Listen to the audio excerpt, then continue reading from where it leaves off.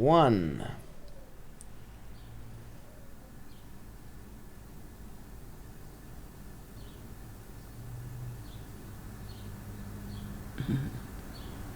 Param Vijayate Sri Krishna Sankirtanam.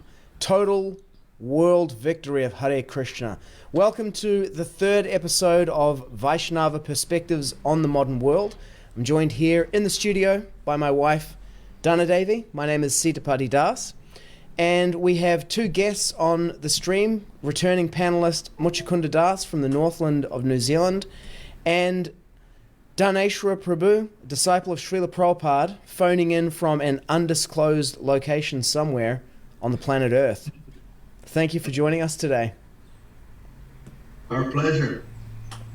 Hare Krishna. So, Prabhu, just as by way of a bit of introduction, I'll let you introduce yourself, but I would like to say that I've been reading this book, which you are the author of, Divine or Demoniac, Spiritual Movements and the Enemies Within. And that's what got me onto the book changes. I also have your other book, Spiritual Economics, which lessons in spiritual economics from the Bhagavad Gita, which I haven't started yet. Part one. Sorry, Prabhu? You'll love that one also. Yes, I'm sure I will. Part one, understanding and solving the economic problem. But it was this one, Divine or Demoniac, that introduced me to the issue of changes, posthumous editing of Srila Prabhupada's books. I've been reading Bhagavad Gita for 25 years. I have a copy which claims to be the complete edition, revised and enlarged. And I checked my collection last night. I also have two other copies that claim to be the second edition, but which have different contents once I examined them. And I never realized that was a thing. I was just like, okay, it's the second edition after the first one. I didn't realize that the second edition means a whole class of things, and there's a whole lot of issues about that. But it was this book that got me looking into that. So thank you for bringing that to my awareness. And I'm looking forward to exploring that more with you today and bringing that to a greater awareness among the devotees.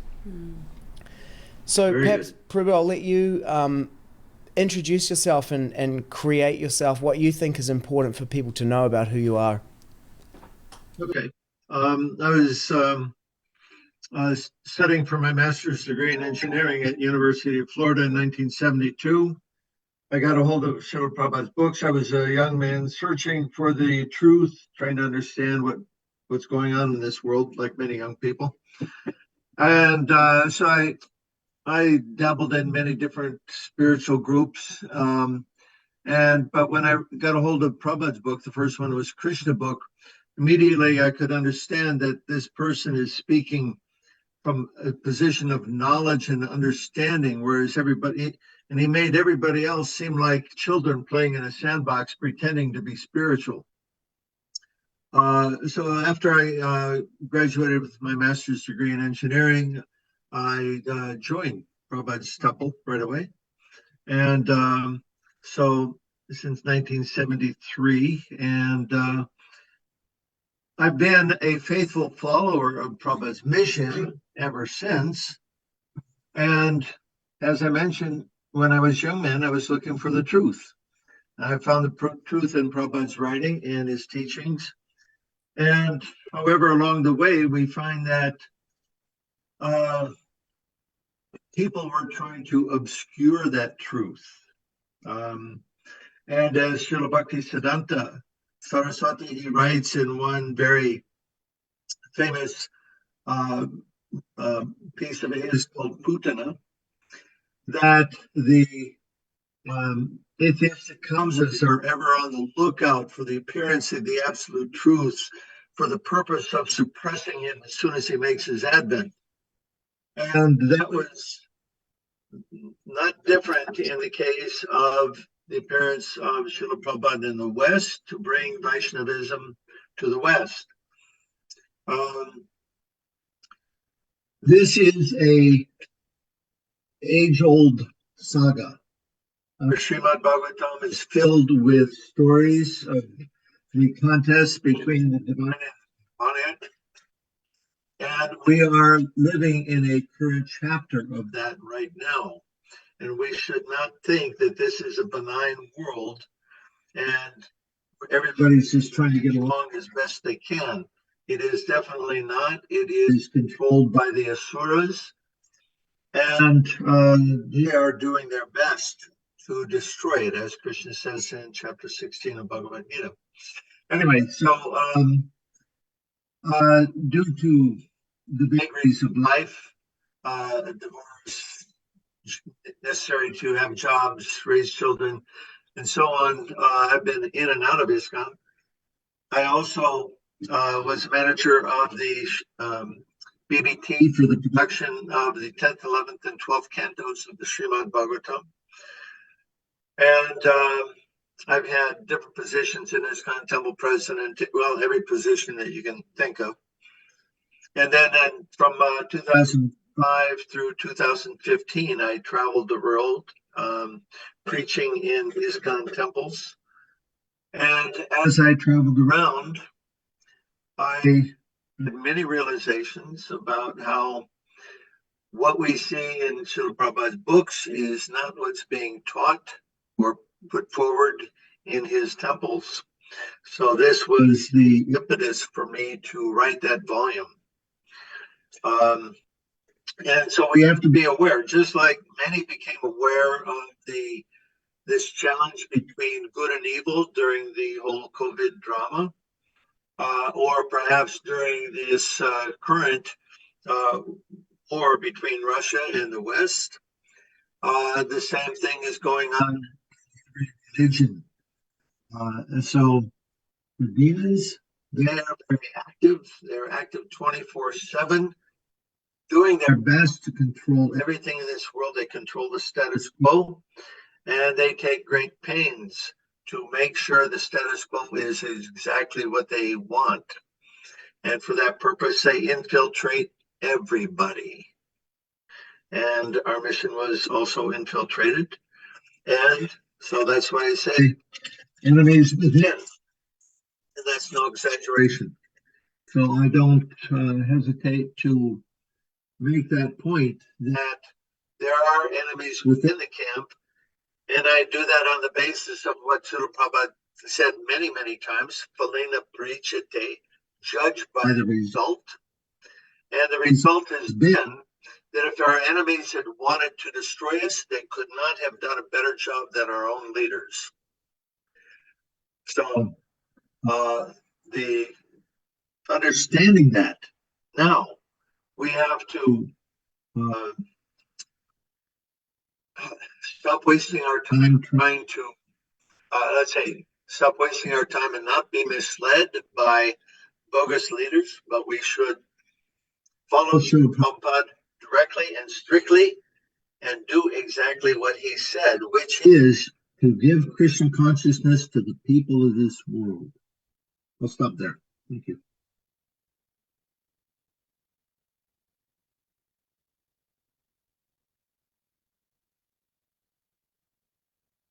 Can't hear you, Sitapati.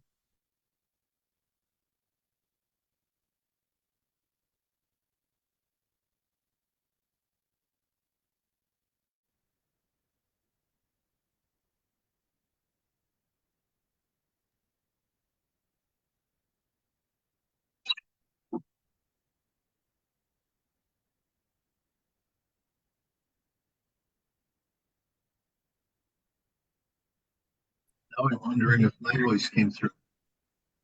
Yeah, your voice came through, Prabhu.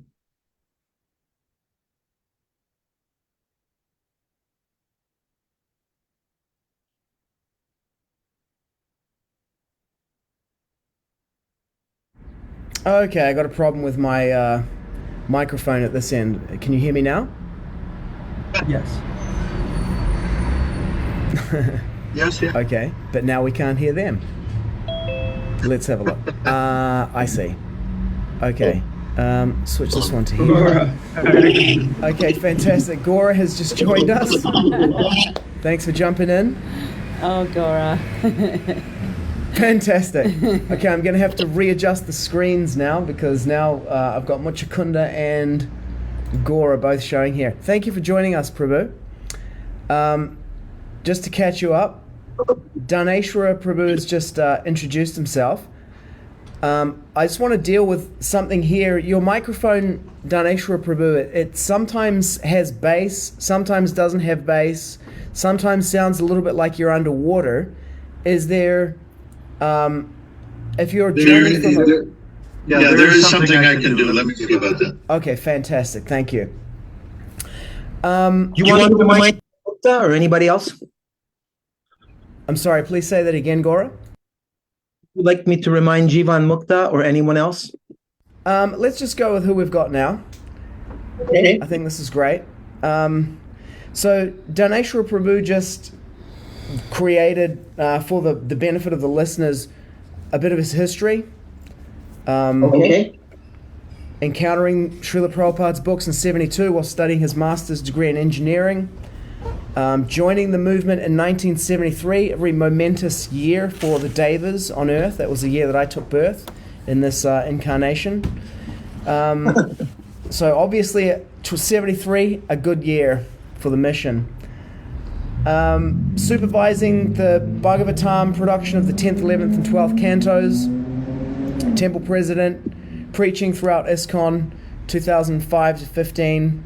Detecting the influence of the shadowy, shape-shifting reptilian conspiracy, not his words. And then producing in 2019, Divine or Demoniac, Spiritual Movements and the Enemies Within. And then made a recommendation that we should follow Srila Prabhupada directly. And I just wanted to clarify something about that, this idea of following Srila Prabhupada directly, while I'm doing two things at once, because I'm going to try and get Muchakunda's, he's got half a face in the stream right now. Actually, you know what we could do? Muchakunda, can you move over to your left? This is the easiest way to do this. Ta-da! Perfect. Yeah. Right there. Now you're centered in the screen. Yeah. Just stay right there. Yeah. Maybe just scoot your chair over or something. Slightly side profile kind of thing happening. The idea of following Srila Prabhupada directly. Okay, so, you know, one of the reactions to everything that's happened has been the Ritvik-Vad, and then you've got the prominent link, and then kind of various parts of that spectrum. Patita Pavana Prabhu, the other day... May I speak to that? Because when I said that, I was worried that it might be interpreted like that. That's not at all what I mean. What I mean is Prabhupada gave very clear instructions how he wanted his mission to be conducted. And I'm not talking that, you know, post-humous diksha or anything like that. What I'm saying is that in terms of Prabhupada's mission, he is the founder Acharya of ISKCON. He's the person that set it up. He's the person who defined how it would function. And the GBC have deviated from that. So his sincere followers should simply follow his instructions. Is that clear? Yeah, great. Thank you, Prabhu. We're going to push this as hard as we can, right to the edge, but we're not going to say anything that actually could be used to ban us, because there are certain heresies that you're not allowed to adhere to. Otherwise, you know, you can be like formally kind of excommunicated. One thing about that is when we say that the GBC has deviated, what we mean is historically they have deviated and recanted for deviations. And if we are strictly following Srila Prabhupada, that's actually how we can detect when something is deviating from that. And that is our duty as followers and disciples, is to hold the leadership to account. And it's kind of like a spiral or a circle rather than a strictly hierarchical, you know, blind following is condemned in Bhagavad Gita 4:34, at least in the second edition. Now I'm not sure what Srila Prabhupada said in the first one, because I haven't got up to that part.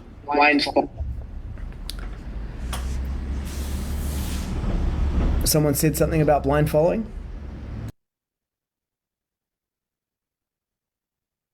May I ask Dhanesvara Prabhu a question? Go ahead. Yeah, thank you, Prabhu.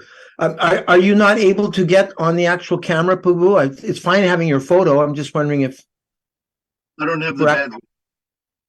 I don't have enough you don't. bandwidth. I No. see. Okay, that's fine. That's fine. Now, Yeah. Just Question. in order to fix this sound problem, I'm going to have to leave, and then I'll come right back. Okay. Haribol. Haribol.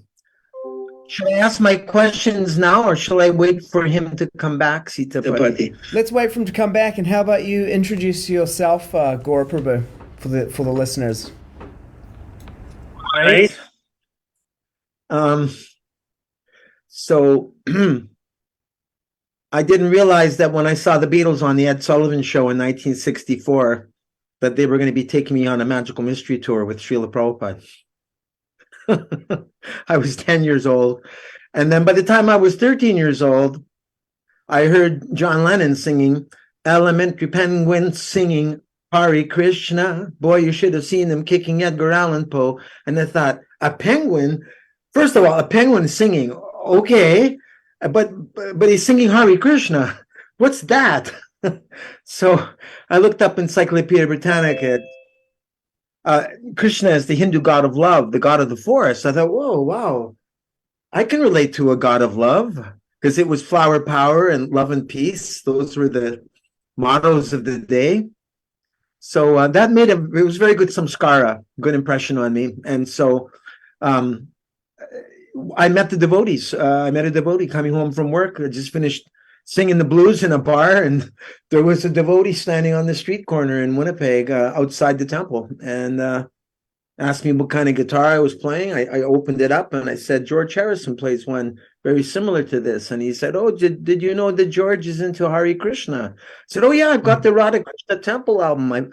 I listened to it and I try to sing along with it. I don't understand Sanskrit very well. And he said, why don't you come to our Sunday Love Feast? So I went, and I loved the prasadam. I loved the mridanga. I loved the kirtan. I loved the atmosphere. I loved the altar with Gaura Nitai. And then he said, we're going to meet Srila Prabhupada in a couple of weeks, our guru. He just finished living with John Lennon. Would you like to come and meet him too? And I thought, wow. So I asked the band members, do you mind if I take a little break? Because we don't have a lot of work right now. I want to go meet the guru of John Lennon. Like, okay. So I jumped in the Volkswagen van, and the rest is history. I'll leave it at that. Yeah, I went to meet Prabhupada July 4th weekend, 1975, and he was the greatest superstar I had ever met. Beyond a superstar, beyond a human being. Just, if there was someone that you could compare to Jesus Christ in modern day times, he was it. And I saw so much love from his disciples. Had a huge impact on me, because I could see the fervent, intense appreciation and love and attraction they had for Prabhupada. And I also saw that too when he walked into the airport terminal. Unfortunately, it was too tempting to live in Chicago after having studied Chicago blues for a few years. So I had to blues for 6 months. Played in a couple of bands, and then came back just in time to do the Christmas marathon. And then I was asked to come to Canada after serving Tripurari Swami for a year, and his airport party with Vaisheshika Prabhu Pragosh and so many, amazing Maharatis, Sankirtan Maharatis. And then I served in Ottawa Temple for 7 years, became the Montreal Temple president, served in Toronto for a few years, and then traveled with 5 swamis around America. Opened up my own preaching center in Clearwater Beach in 1992. Traveled to India a bunch of times to take Bhakti Shastri, Bhakti Vaibhava, and now I live in the village of Erin, Ontario, 1.5 hours north of Toronto. Spent 12 years looking for 930 Prabhupada disciples, and got them all in a little group, because I thought, this is our last hurrah together. We might as well go out giving each other a cyber hug and honor one another. And I made an attempt. I appealed to the GBC. I have 930 Prabhupada disciples for you here on a silver plate. I'd like to create a ministry for them. What do you think? Give them a voice. And they voted against it. So I'll leave my case to rest there. I hope I didn't go over time. No, that was great. Thank you, Prabhu. And Muchukunda, could you introduce yourself for the listeners, please? Sure. Gaura, that was just incredible. Thank you for sharing your whole life story so succinctly and so it's so inspiring. When I was 16, I was living on the Sunshine Coast in Queensland, and my mum and I were fighting a lot at this time. It was a very strained teenage uh, period from, and so when my uncle got back from India and he had a tuft of hair on the back of his head and he said, "I want to be a monk." I'm like, "Paul, I thought you were cool." And then I tried a dal that he made, with this recipe that he got back from India. And at that time, I was like a fussy eater. So I'm a fussy eater. And then I ate this thing and I'm like, oh my God. Like it blew my mind. It actually opened my mind, like in terms of cuisine, but it also opened my mind to all things Eastern. So we started going to Govinda's, and who ran the Govinda's restaurant there on the Sunshine Coast was none other than Gunarnava Prabhu, one of your godbrothers, Gaura Prabhu. He I'm in touch to open. Yeah. Incredible Vaishnav, and his wife was Vishalini. And I just thought these are such sweet people. And so I started volunteering, doing service in exchange for prasadam.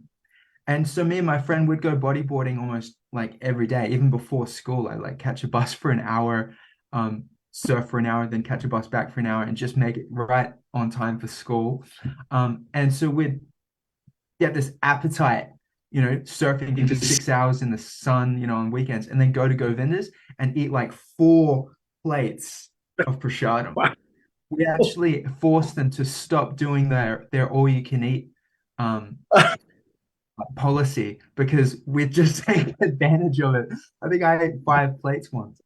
So anyway, I started going more and more to volunteer and do service. And at one point, Guna, we called him Guna, right? Everyone called him Guna and Vish, Gunanava and Vishalini.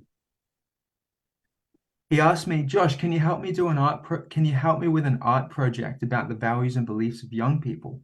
I was like, "Sure." So I start going every Wednesday and hanging out. Well, basically talking about my life. He'd be like writing. I'm like, okay. I'd be like, "Yeah, I like psytrance. What's that?" "Oh, it's like music and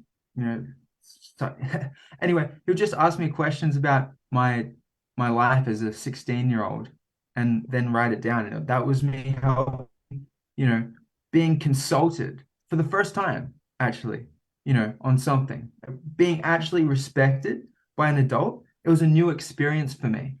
And so what was also really natural in those meetings was that I would like spontaneously, out of curiosity and reciprocation, ask him about his values and beliefs. And that was the only time he preached Krishna consciousness to me, is when I asked. And I remember asking him about like the universe, and he drew it on a piece of paper. He drew the front cover of the Srimad Bhagavatam on a piece of paper for me, with like the material world's down here, and then there's like the 80% of the rest of it is the spiritual world, which we've never been taught in school. I was like, this is far out. So I like reverently put that in my bag, with all the other stuff that I revered in my backpack, just full of junk. Anyways, I started calling myself a Hare Krishna from that moment. I'd go to school and be like, yeah, I'm a Hare Krishna now. And shortly after that, I moved to Brisbane and actually met Sitapati Prabhu here and celebrated my 18th birthday at one of the programs that he hosted at his house. That was the center. Him and Parambhava ran a center, and Prahlad was 5 at the time. And so my 18th birthday was there. And then a few weeks later, Prem Yogi invited me to come live in the ashram. And so I went, and that's, Sitapati lived there like upstairs, and then we were downstairs. And then I started, going to the temple every day. And that was in 2008.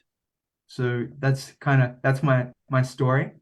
Now I'm living in Whangarei, Northland of New Zealand, and I have a wife. We just got married in February, and we've got a child on the way. My first child. It's a girl. And yeah, I'm just chanting Hare Krishna and working and trying to be a follower of Srila Prabhupada in the world. So thanks. Great, thank you. Just briefly about myself, my name is Sitapati Das. I'm 49 years old, born in the momentous year of 1973. So many amazing things happened that year. I joined the International Society for Krishna Consciousness in 1997. In 1998, I got married to my first wife, Parambhava. We opened a preaching center in Wellington, New Zealand. In 2001, we went to South America, where we ran the BBT for the next 3 years and managed a temple there and a restaurant at ISKCON facilities. Our son Prahlad Narasimha was born in Peru. He'll be 21 next month. In 2004, we went to Australia and opened a preaching center there that we ran for the next decade or so. Parambhava left her body in 2001 during the pandemic from breast cancer, which she had for like a decade. We were dealing with that. And then I went to the Parliament protest occupation in December of 2000, it was February of 2022, right? And we chanted Hare Krishna there for 21 days continuously, non-stop Sankirtan Yagya. That's where I met my now wife, Dana Devi. And we met and were married within like days of meeting each other. And then we live in Vishnu Premapalli, which is a 5 hectare, 5 acre rural block with 4 cows, 30 chickens, 2 cats, our son Prahlad Narasimha, and our daughter that Dana brought with her, Isabella, or Isha. And we had our Vedic Vivaha Yagya ceremony in March of this year. Yeah, so that's the story so far for me. Hare Krishna. Before I start, Gaura Prabhu, when you were talking, meeting with Srila Prabhupada, your love and the impression he created, it brought a lot of tears in me. Alto. Sí que hable fuerte. I wanted to cry. It's like, no, stop. Okay, so my name is Dana. I come from a Christian family, always respecting God and following the instructions of God. I have a bad experience with the Christian group, and I was a teenage then, and I decided I don't want to get into these religious groups. It's hypocritical. And I spent many years basically rejecting religion. And in 2014, I came back from Peru. I was looking for something powerful, purposeful, and something that is not, it is out of this world. And I came across one devotee, Argentinian devotee, Madhuri Amrita, and she started to talk to me in Spanish, and I thought she was a witness of Jehovah. And I thought, I don't want to talk to these people. Out of respect, I talked to her in Spanish, of course. And then we started sharing about South America experiences and so, and she showed me Bhagavad Gita and says, everything that you explain here, it is right in this book. I was kind of like, yeah, you pulling my hair. I said, no, have a read. I said, okay. I bought the book, and she invited me to go to Bhakti Lounge, and I went, and she says, I'm singing, can you please support me as a South American friend? Like, okay. And that's when everything started in my journey in Krishna consciousness. And then I'm a nurse myself, and when the COVID pandemic started, I decided that I'm not taking this crap, and I went to the protest, and then that's where I met Sitapati, and that's where life started again for me. Okay, Thank you.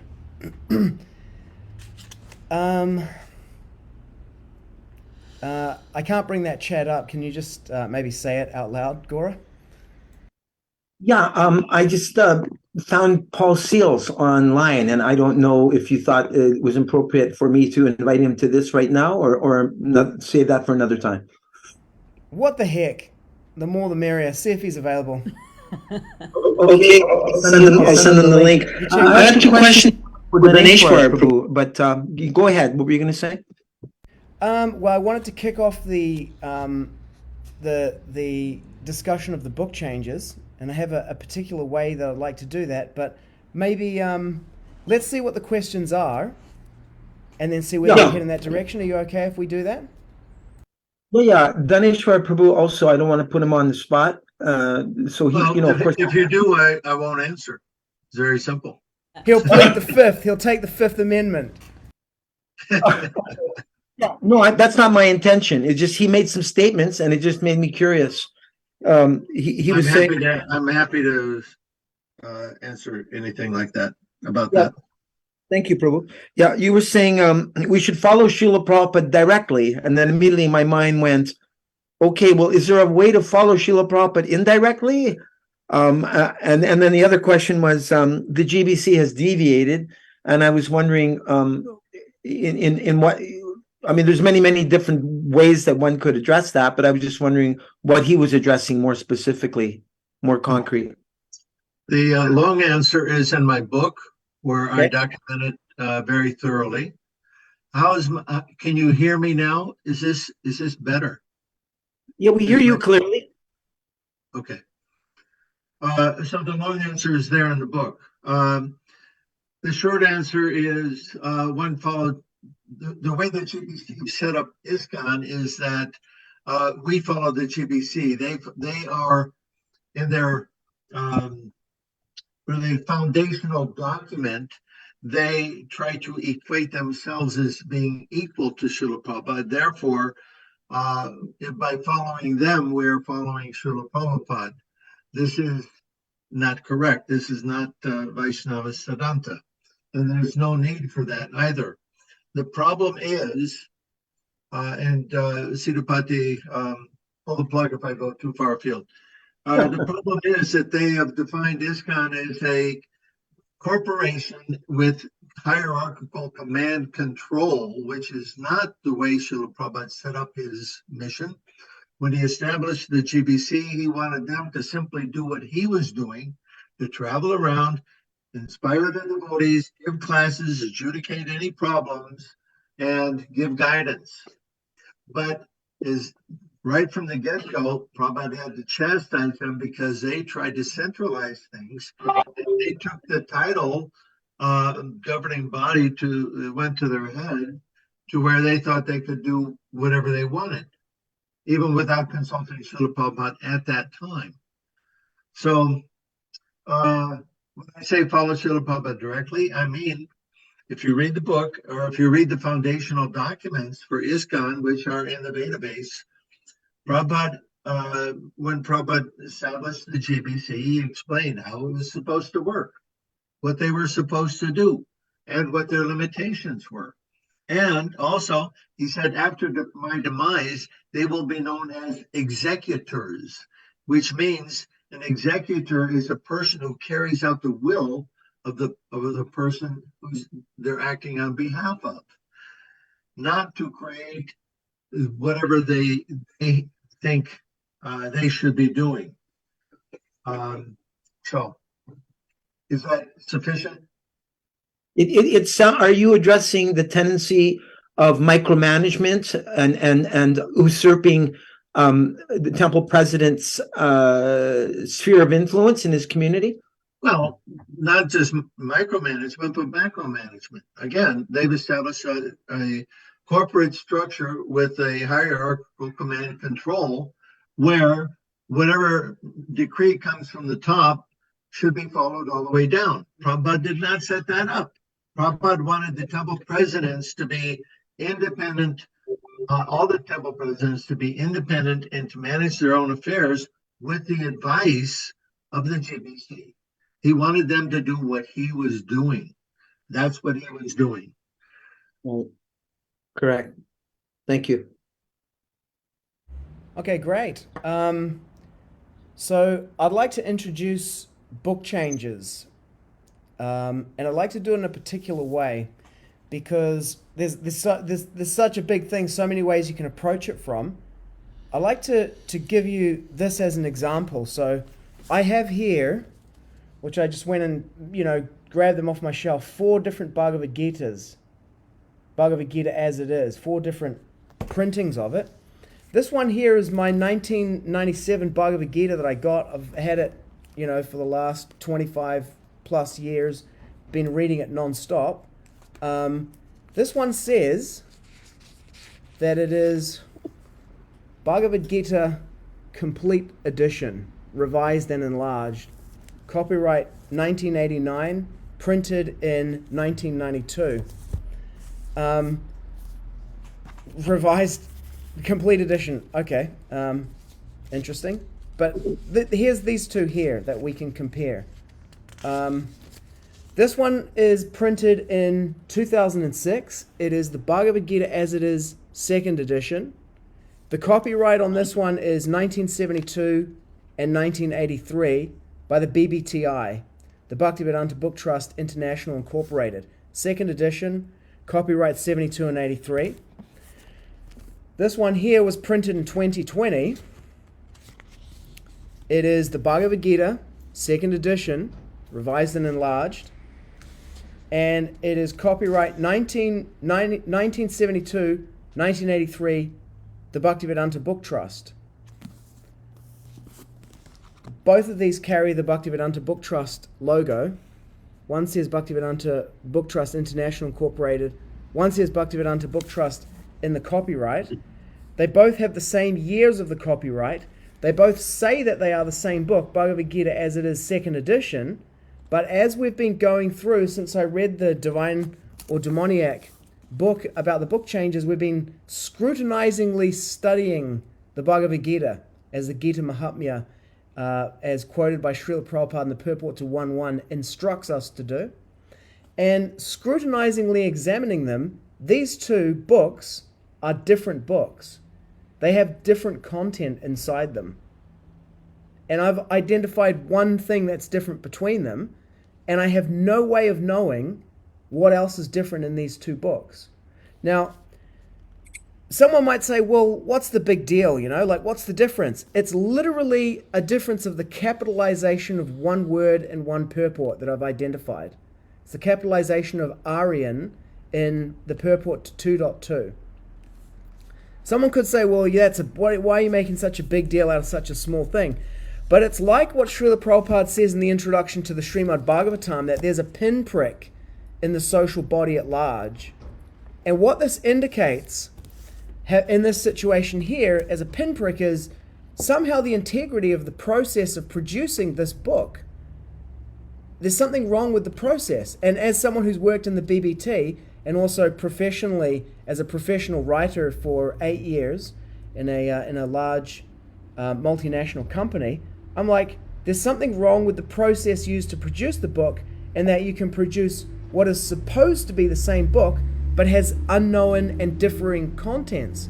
So when you go looking to find out how is this process done and how is this book produced, you start to uncover a whole world of what's really going on with the books, which for me, having had this one book here, which I just took it at face value, trusted it and read it and didn't pay any attention to any of those kind of things, I was like, well, they know what they're doing, and just read it. And devotees will say, so many devotees have been made from these books. Like, I became a devotee, I read this book.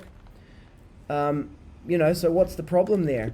So if I'm a devotee coming at this for the first time, I might notice something like that, or someone might point it out to me, that these 2 books differ, in some way, and it's undefined because I don't know how much it is. And then the problem goes so much deeper and more fundamental than that.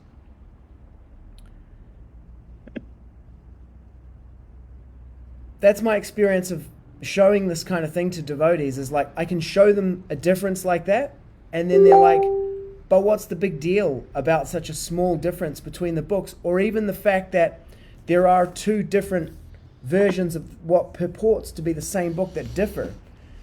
So maybe could you take that as your launching off point, Dhanesvara, and connect that to the investigation and what you've uncovered and described in your book, where you talk about the book changes, divine or demoniac?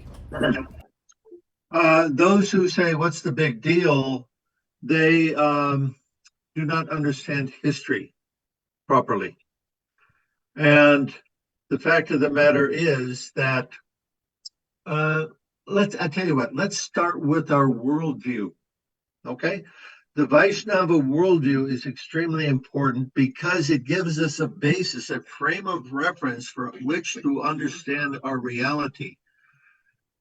And that worldview very significantly includes two classes of people, the divine and demoniac, who are constantly at odds. And in the Bhagavad Gita, the Supreme Lord himself explains the nature of the demoniac and their purpose, which is to satisfy their senses and to enjoy this world as much as possible. And in the pages of the Srimad Bhagavatam, we understand this to even further degrees, where the demoniac, their intention is to destroy anything that reflects a Supreme Lord. They want to be Lord. They don't want any reference to anybody else as the Supreme Lord. So understanding that and using that as a basis from which we view and understand the world, we should look at any attack on religion as coming from persons who are ill-motivated. Okay, so the other part, history, okay? In the first part of that book, Divine or Demoniac, I present the experience of what I call Jewish Vaishnavas.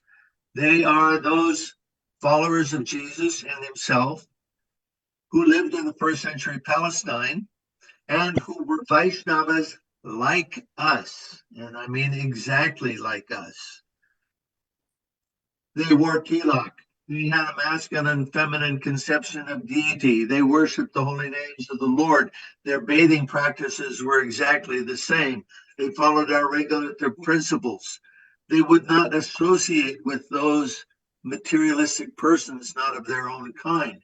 Many were celibate. Many were lifelong celibates. They eschewed fancy living. They wanted to live simply, to the extent that some did not even maintain a household. And the list goes on and on. And if I read that list to you and ask you who these people are, your natural conclusion, if you know the Christians, is going to be, well, that sounds like a Hare Krishna. Yes, they were Vaishnavas like us, which begs then the question, what happened? Because if Jesus and his followers were Vaishnavas like us, why does Christianity not look anything like the Vaishnava faith traditions? And the answer to that is that Christianity is created by the demonic forces who infiltrated their movement and who created a false religion in the name of Jesus. To what? To get people to accept a Jesus who would give to Caesar those things which belong to Caesar and give to God those things which belong to God. In other words, they wanted a religion that was compliant with the status quo of the time and which followed the instructions of the powers that be. Now, if we understand that history, then the question for us comes, well, what's happening with us? Is there the possibility that this history can be repeated? And I trace out the fact that that history is being repeated. And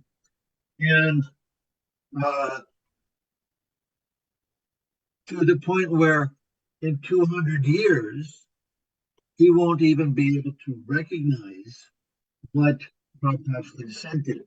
Okay. In fact, we even see that in this day, 50 years after Prabhupada's departure, even while his direct disciples are still present with us, we see many who are, let's say, or not are, they prefer to bring in the social practices and understanding of the day and to mix that in with Vaishnava spiritual tradition. And if we do that, then as culture changes, our spiritual tradition will change unto the point where that spiritual tradition will be lost entirely. So it's important to understand this history, which is why I included it in the first part of the book. And anybody who reads the book, my very strong request is that you please do read that first part, because it establishes, it sets up the understanding of what comes later, and we can see what's happening to the Hare Krishna movement in perspective of that world history of more than 2,000 years.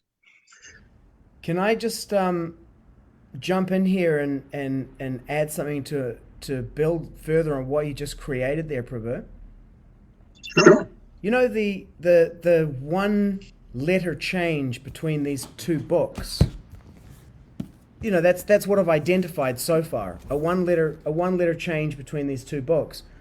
What triggered me as someone who's worked in the BBT and who has worked in a large multinational company as a professional writer and editor, is that when I saw that, I was like, we have a really serious problem here, because somehow in the process of printing this book, there is something in the process that allows undetectable modifications to be made to the text. That is a serious problem. Like in the company that I worked in previously, we had security analysts from Germany coming in and analyzing all our processes. Who has access to the source code? What are the processes that you use to have accountability and transparency and integrity? Because if you have a process where undetectable modifications can be introduced, malicious actors will target that in order to attack the supply chain. Like, it was a software company that I worked at, and we're supplying software to the federal government, and they're like, we need, your company's processes are part of our security surface area. So if you have processes where malicious actors can introduce undetectable modifications, that's a direct attack on the federal government.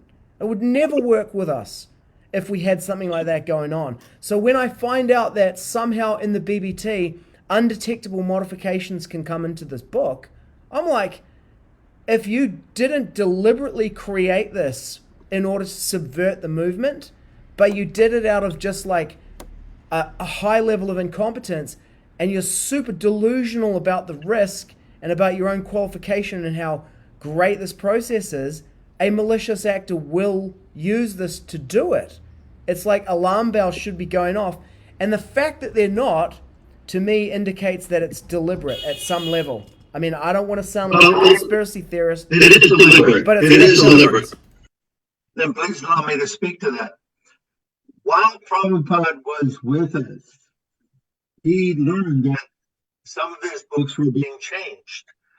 The Upanishad, for one, had more than 100 changes. When Prabhupada learned about that, he was furious. He said, immediately, next printing, it should be put back to the original way. And Prabhupada gave instructions again and again and again. You can hear Rameshwar going on and on about how Prabhupada drilled it into him that no changes should be made. Yet at the same time, Rameshwar is the person who was in charge of the BBT in 1983 when the abridged Bhagavad Gita first came out that created so much horror amongst the devotees. So it's not like this is happening by innocent people who, they're trying their best, just don't know what to do. No, these are supposed to be Srila Prabhupada's senior men who he trained personally and who he instructed. Do not change anything. Don't change the pictures. Don't change one word. And on top of that, there is Vaishnav Siddhanta, which tells us that the words of the Acharyas are sacred, and even if they're wrong, they should not be corrected. Now, our esteemed godbrother here is here who can speak much more thoroughly to that. So we've been discussing changes to the Bhagavad Gita from what I've written in my book, Divine or Demonic. Anyway, I'm happy that you showed up because you're the perfect person to be here to discuss this subject matter. I just invited him. I hope no one. Happy to be here. My pranams to all of you. Srila Prabhu has dedicated an entire site called Bhagavad Gita, or is that correct? Bhaktivedanta. You're going in and out, Gauraji. Maybe speak. Background. I don't know what that is. Yeah. Well, I don't know where it's coming from. Maybe it's my computer. Let me think here. How about now? Can you hear me speaking, Prabhu? Yes, Yeah. you're sounding good. Yeah. I took the liberty to invite our esteemed godbrother Garuda Prabhu, who has gone deeply into this issue to the point of, we said 25 scholars you brought together to discuss post-humous editing in terms of academic standards, Garuda Prabhu? 14 in a conference funded by devotees, actually, and at the Graduate Theological Union, connected to the University of California, Berkeley. And we're publishing a book of those 12 scholars and their findings. So we're very serious about this. Very serious about this issue, but yeah, I'm not sure how do you want to focus here? How can I serve you here? Prabhu, I'd like you to present your points that if you don't mind reiterating them and presenting them again to Garuda Prabhu to hear his response. So, if you're a devotee who's been reading Bhagavad Gita, like me, you're a second generation Shishya, of Srila Prabhupada disciple. I've been reading this Bhagavad Gita since 1997, and I just, after hearing about the book changes in Dhanesvara Prabhu's book, after watching your interview with Nam Ras Prabhu, and then reading through some of the BBT Edits website, watching some videos, I pulled out my Bhagavad Gitas, a couple of different ones to look at them. This was printed in 2006. It claims to be the second edition. This was printed in 2020. It claims to be the second edition. They have exactly the same copyright years in them, 1972 and 1983, and yet they contain different contents. And I can tell you about that. Yeah, so when I did that, a lot of devotees might be like, what's the big deal? But I worked in the BBT, ran the BBT in South America for 3 years, producing Srila Prabhupada's books. And I then worked for 10 years at my 10-year award, a large multinational open source software engineering company, where I was for 8 of those years a technical writer, an editor, and a manager of technical writing teams. And we, federal government contracts, big top 5 banks, German security teams coming in to check everything. Because we knew, everyone knows, if you have a production process that allows undetectable modifications to be introduced into your end artifacts, a malicious actor will target that process in order to subvert your product, which in software means they use it as a vector to attack the federal government by inserting something into it. So I'm like, if we have somehow a process in the BBT that allows undetectable modifications to be made to the Bhagavad Gita, Houston, we have a huge problem. And why are alarm bells and red sirens not going off everywhere? It has to be the reptilians. That was my conclusion. Maybe a large logical jump there. I don't know, Prabhu, you're a scholar and you know more about this than I do. Please take it away. Well, I appreciate your short dissertation there. You're exactly right. The Bhagavad Gita is seen by the BBT, BBTII, as it's now called, as a fluid text. a text into which Dravida and Jayadvaita can endlessly, and even some of the BBT directors, can endlessly go in and find ways of tweaking, correcting, modifying without any declaration, without transparency. They're treating Prabhupada's Bhagavad Gita as it is, like some kind of carcass that vultures come and just pick at. It's anyone who's an author, anyone who's a serious author would understand with an intuitionist ethics. That's one of a variety of ethics in Western philosophy, that it's simply wrong. You don't even have to. Intuitionist ethics says that you know something just in your gut. You don't have to reason it. It's just obvious. It's a violation of an author's moral rights. Now, let's give a little bit of credit to Jayadvaita, even though I'm not in the habit of doing that lately. But, he went in realizing that there were mistakes. And actually, if you want to hear a confession, I don't know whether I did this on Nam Russ's interview, but I was actually the one who called up the BBT and said that my peers at Harvard are reading Prabhupada's Gita and appreciating it, but they said to me, several, do you know that there are many mistakes in the printing? I said I wasn't aware of that. So I actually called up Rameshwar back in the day and said, maybe we can take care of some of the spelling mistakes. It's, obvious things that any publisher has the right to correct without the author's permission. You spell T-E-H instead of T-H-E, that's something a publisher can correct. But starting to, change style and the content and all of this, Prabhupada himself said, this is absolutely unacceptable, and it's unacceptable without the permission of the original author. This is where they have gone way ahead, over-edited. I have analyzed every single edit that they've ever made. It's taken me years. I've focused 6 years on this topic, and that's how I'm coming out with this book. It's the scholars who have reviewed my approach have endorsed it fully 100%. It's not the text that should be fluid. It's the text must be fixed after an author is deceased. And a scholarly way of treating it is to provide annotations, things that will be possibly benefiting the author and giving author more credit, and things illuminating the text, the original text, to benefit the reader. The text should be fixed. The annotations or the footnotes or endnotes are fluid. They can be added, they can be corrected, and so on, but you don't change the text. That's the conclusion. Now, there are some things there that need to be clarified. So you can do that. There's a way to do that.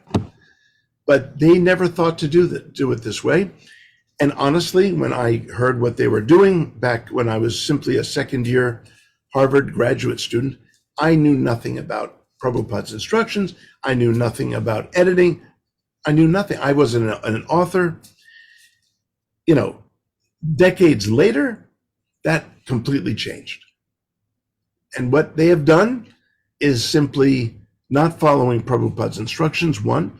Two, not following his example with his own spiritual master's work, the Brahma Samhita, where they were told by Prabhupada not to change anything. It's right there in the introduction by the BBT. I quote that in my book. The third thing is that Prabhupada himself annotated his own Delhi Bhagavatams, footnotes, annotating, added information that came after the printing or after the initial setting of the book. This is the way it's done. This is the way Prabhupada did it. It's the way Prabhupada instructed it. It's the way Prabhupada exemplified it with his own spiritual master. It's solid. One thing I found incredible, Prabhu, because I love the way you have a very scholarly, academic, and maybe like I don't know if I'd say a neutral way of approaching it. I come more from the Dhanesvara das Alex Jones reptilian conspiracy kind of background. But I'll tell you what, like that. when I read that annotated PDF and it says this is the wrong word, or then they go back and they just like erase what both Hayagriva and Srila Prabhupada did and somehow correct Srila Prabhupada, I'm like, your claim that you're bringing it closer to Srila Prabhupada is a lie. You are editing according to some other agenda and a complete different theory that you're using, and it's undisclosed. Not only is it undisclosed, but it is deliberately hidden. You're straight up lying about what you're doing. You literally, if I hypothetically, as Prabhupada says, one should theoretically accept Krishna as the Supreme Personality of Godhead. Well, I don't know if he said that now, but that's what my second edition that I've been reading for 25 years said. You should theoretically accept Krishna the way Arjuna does the Supreme Personality of Godhead. If I theoretically accept the Jayadvaita Swami as a reptilian infiltrator sent to subvert the movement, unfortunately, it fits better than the official explanation. Well, what do we make of that, Prabhu? Yeah.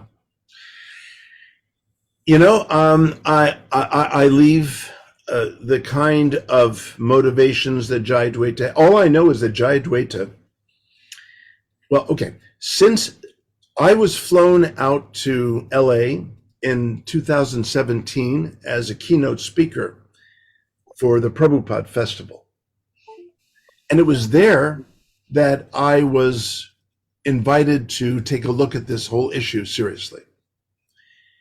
Senior godbrothers, extremely dedicated devotees, great contributors to ISKCON in so many ways. These are not extremists. These are not, somehow devotees who are out of their minds. They begged me to look into this because people have been looking into this for years. There are devotees who constructed websites ad nauseum about this whole issue, comparing and contrasting. Lots of, computer technology, which I wouldn't even know how to set up, honestly. That's not my area. I mean, they have gone to great pains to analyze this for years and years and years, and still Jayadvaita slams them. He is intimidating to a lot of devotees, but maybe the only one he's not that intimidating to is me. In fact, he came to me to get lessons on how to write his book, Vanity Karma. I don't know if you've seen that book. So as soon as I came on the scene, Jayadvaita retired. Isn't that convenient? When he knew I was going to take this very seriously, he got out as fast as he could. He retired, and that's the line he's using. I'm retired. I have nothing to do with this anymore. I wrote to him once and said, I didn't know that one can retire from devotional service. That's a new one on me. And what if Prabhupada retired? Where would any of us be? So I'm not, and then he invoked, he said, well, in the Bhagavatam, it says the Pandavas, there's a chapter that says Pandavas retired. I said, are you a Kshatriya? Or are you a Vaishnava?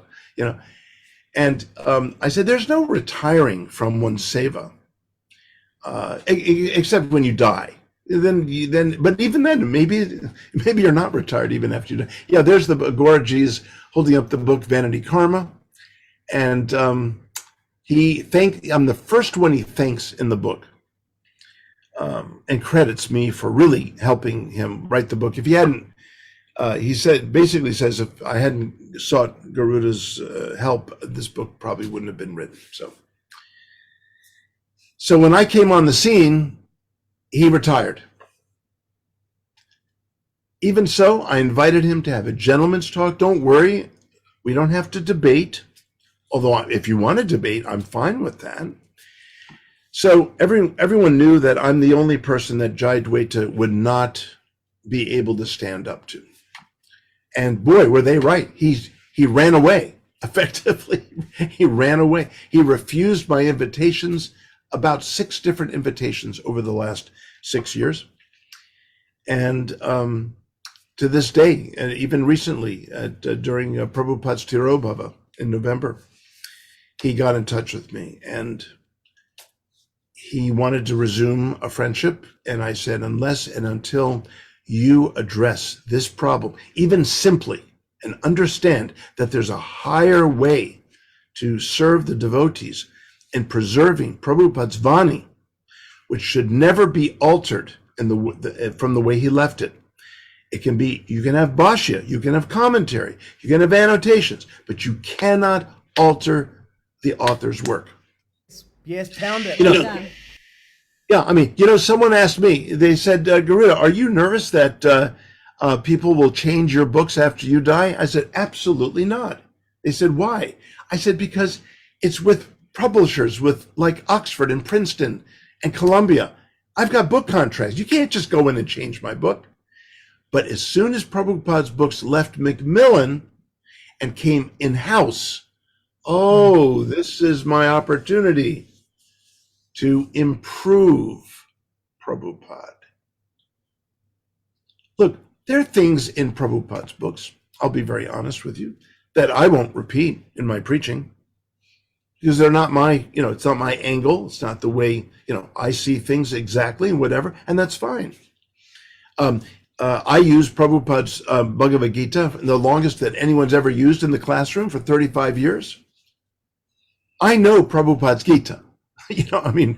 Now, do I know it completely? No, I keep getting more and more from it. Just the other day, I just found something in it that was so valuable and relevant to what I was working on at the time. Prabhupada's books are like that. I was sitting in a doctor's office just yesterday, and I found something in the Nectar of Devotion I never remembered reading. This is the beauty of Prabhupada's books. You discover things over and over and over. I'm not like Banu Swami, who says, look, on his website, come and now read the nectar, as if you haven't had the nectar, but now you can read the nectar of the acharyas. Wow. I wrote to him 3 times. How are you respecting Prabhupada's books here by stating this? And how are you not distracting devotees from Prabhupada's books by producing volumes of mediocre, by the way, they're mediocre translations at best. They're not really pucka translations, they're mediocre translations. How are you? I've written to him 3 times, he won't answer. People challenge me all the time. I always write back, always. Some people have even called me a demon. I write back and say, well, please help me. Help me not be a demon. Prabhupada blessed me to do this service. So maybe, you might have maybe Prabhupada is speaking through you. So guide me. Tell me how I can do better. They always back down. Prabhu, we've got a couple of people with their hands up now. Maybe we could take questions. Yeah, sure. And then I would like to hear from Dhanesvara about what you've been creating there. So, Gaura, let's go with you first, and then Muchakunda. Thank you. I wanted to ask Garuda Prabhu, what does he think of the statement that an editor's work is never done? Did Dravida say that, I think? No, it was just a meme on Google that I saw. I thought that's kind of humorous, especially when you apply it to the current situation with Bhagavad Gita. Yeah. I've actually engaged Dravida in editing a scholar's work that I produced with Harvard. He did an excellent job. You know why? Because he had oversight, namely moi.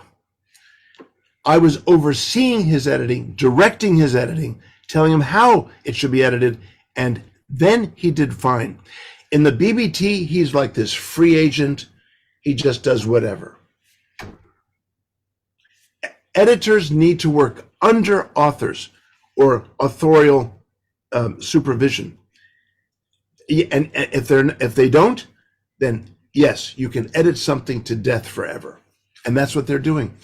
Brahma Muhurta, with whom I have a good communication, one of the more powerful directors of the BBT, Sweden, he told me proudly that there are 7 different versions of the second edition. This speaks to your point about the two books you held up. He was proud. He said, oh, yes, we're constantly improving Prabhupada's Gita.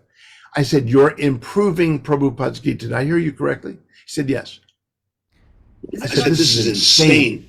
It is. Is it naivety?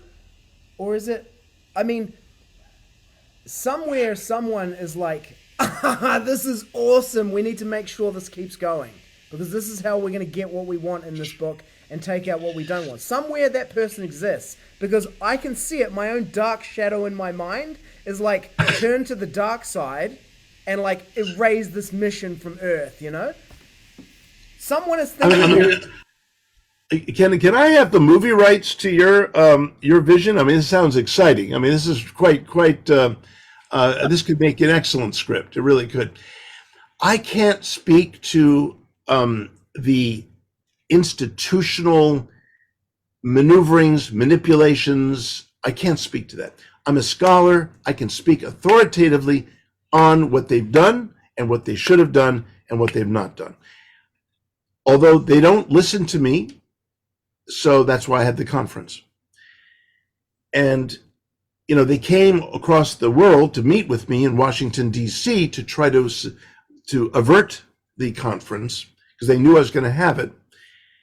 And even Urmila, who was there, she said, this is going so well. I don't think we will need the conference in Berkeley. I said, Urmila, let's see what they do over the next few months. We're definitely going to have the conference and you should definitely come. I've got the money for you. At the conference, you tell me if this meeting at when we have it, is fairly useless. Well, she got there and she saw how they changed things from the meeting, agreements that we had in the meeting, and she said, "I'm so glad you persisted in having the conference." So I don't know what they're doing behind the scenes, Prabhuji. I can't make any claims of the deviousness or the kind of manipulations and I can't speak to that. I can guess, I can speculate, but I don't bother. I stick with my area in which there really is no more authoritative person in the movement. I'll assert that because I was the first devotee scholar trained from the beginning all the way to the end. I've published with some of the best publishers in the world, more than anyone else. Thank you. I know what I'm talking about. Yes. Thank you for your service. And I've not only consulted these 14 scholars in the conference, I've consulted many other scholars. And by the way, I'll put in the chat, if you haven't already seen them, I think Gaur may know about this website, but basically, if you go to www.50thmac72. I put Sita Pati Prabhu the other day. Yeah. Oh, there we go. Okay, great. Yeah, good. You'll see the endorsements there. I'm like here waiting to find out how I can get my hands on that. But Muchakunda had his hand up, and then I'd like to hear from Dhanesvara. So Muchakunda, why don't you go first? Okay. Sure. Hare Krishna.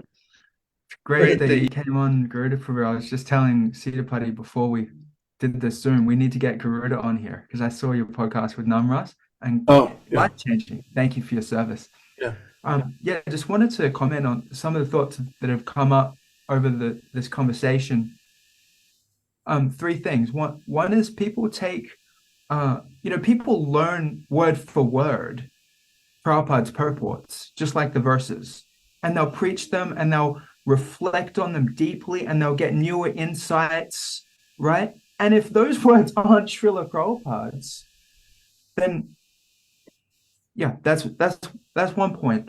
We'll preach to them and then we'll even drill into the meanings of those words, like look at different dictionary definitions and the etymology of how where those words come from, and so if we're not drilling into Srila Prabhupada's, what he considered to be the perfect word, based on his realization and his bhakti, then that leaves us in a position where we're reading Srila Prabhupada's books, and as Sitapati Prabhu said before, He said, Prabhupada says we should theoretically accept that Krishna is the Supreme Personality of Godhead. I don't know if Srila Prabhupada actually said that now. That's a huge impact, that we could read the Sastra and then realize that it might not actually be the author's work. And now when we read it, we can't be in full faith that we're actually hearing from Prabhupada, who is Right. the pure devotee. There's a huge impact there. And it's just because of someone's, either good intentions or ill intentions. And I think that's an important conversation too. What is the intention? Well, two things. One is you have brought up very well, you've articulated very well the really troubling dimension of this. It's our task as bhaktas is to build our understanding and appreciation of what Prabhupada is saying. He is the first world teacher of Krishna bhakti in the history of humankind. His works are worthy of attention, especially by his disciples and grand disciples. The manipulations of the text, viewing Prabhupada's words as somehow fluid and manipulable and changeable without transparency, is something that then puts it's like a roadblock.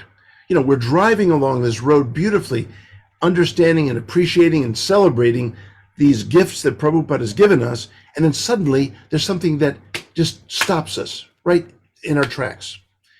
This is the crime, the crime of disrupting the flow of Prabhupada's Vani to the ears of sincere disciples and grand disciples. This is a devotional crime. It really is.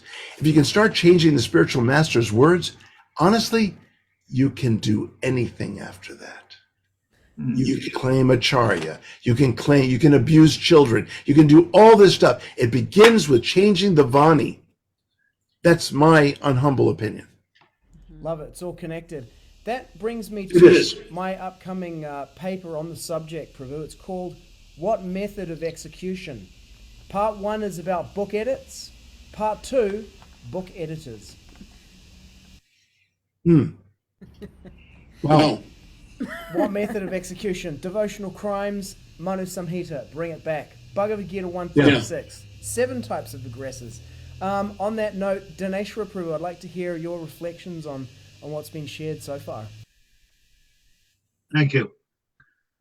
Srila Prabhupada was not just a religious scholar or a spiritual teacher. Srila Prabhupada brought the eternal religion from the confines of India to the entire world for the benefit of the world. If we are to receive that benefit, it is imperative that we adjust our understanding to the words of the Acharya, rather than trying to interpret the words of the Acharya in terms of our own misled understanding. For example, I read, never is there a time when I did not exist, nor are you, nor all these kings. Well, wait a minute. I was born in 1973, and before that I didn't exist. And my grandfather, he died 5 years ago, and he ceased to be. So this Bhagavad Gita doesn't make any sense. So if we read it like that, we cannot get the benefit of Bhagavad Gita. So what we have to do, it's imperative that we adjust our understanding to the teachings of the Acharya. And again, so Prabhupada was not just another religious scholar or spiritual teacher, but this is the eternal religion, which is being manifest throughout the world to fulfill the mission of Sri Chaitanya Mahaprabhu. So as I was mentioning earlier, we have to understand everything in light of the Vedic worldview. If we see everything through that lens, we can understand history more properly. But if we try to adjust history according to our limited understanding, i.e., Hitler was a good man, Hitler was a bad man, that's a very famous, prominent controversy. How do we get to the truth? So we need to be able to, first of all, understand the worldview, the Vaishnava worldview, and see everything in its proper relationship to that. So one other point that I'll make, I did write to Jayadvaita personally, and I said, okay, now you've made your changes to the Bhagavad Gita, so why don't you have a moratorium on any further changes instead of leaving the barn door open for changes to go on and on for the next 300 years? And his reply was, well, the problem is we're always finding mistakes. Okay, well, that's not an answer. That's an excuse. And as Garuda Prabhu has instructed us, informed us, there is a proper academically accepted way of post-humous corrections. So because this wasn't followed and because of the numerous unnecessary changes and because of Srila Prabhupada's direct instructions, Garuda Prabhu, he's saying he can't make any judgment. He's an academic. He won't cross that line. I, however, my criteria is Valena Parichite, you judge by the result. And when Prabhupada gave so many instructions not to change one thing, and they still violate that, I cannot conclude that these are sincere followers of Srila Prabhupada. What exactly their motivation is, I don't know, but I know it's wrong.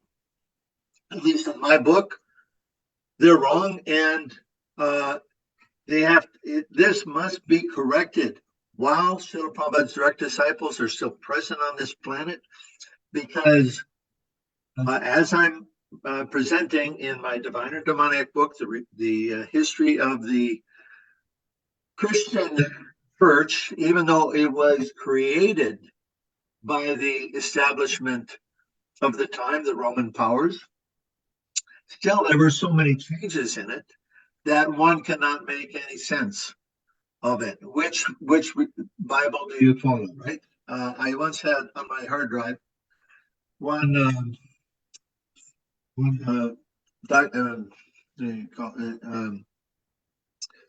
32 Bibles. Of the differences between all these different 32 Bibles. Are we going to have that? Well, we might have that already in Bhagavad Gita.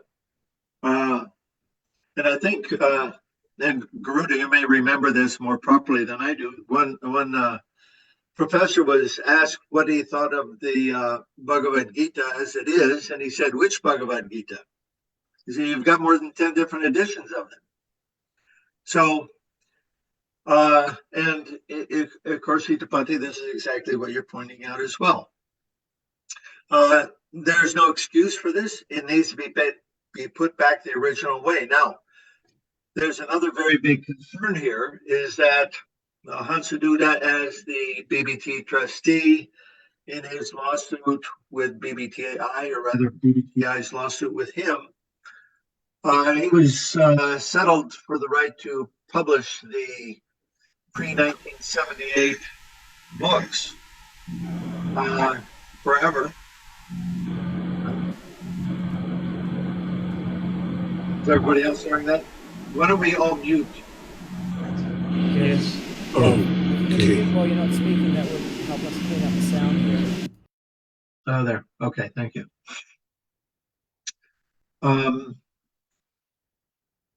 Where were we? Hansaduda was granted the approval to print the pre-1978 books.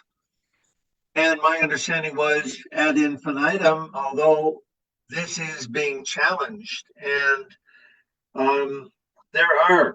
We see so many dedicated God brothers and devotees around the world who are working extremely hard, putting their personal money in to see that these original unchanged books are there, even with the mistakes. That's all right.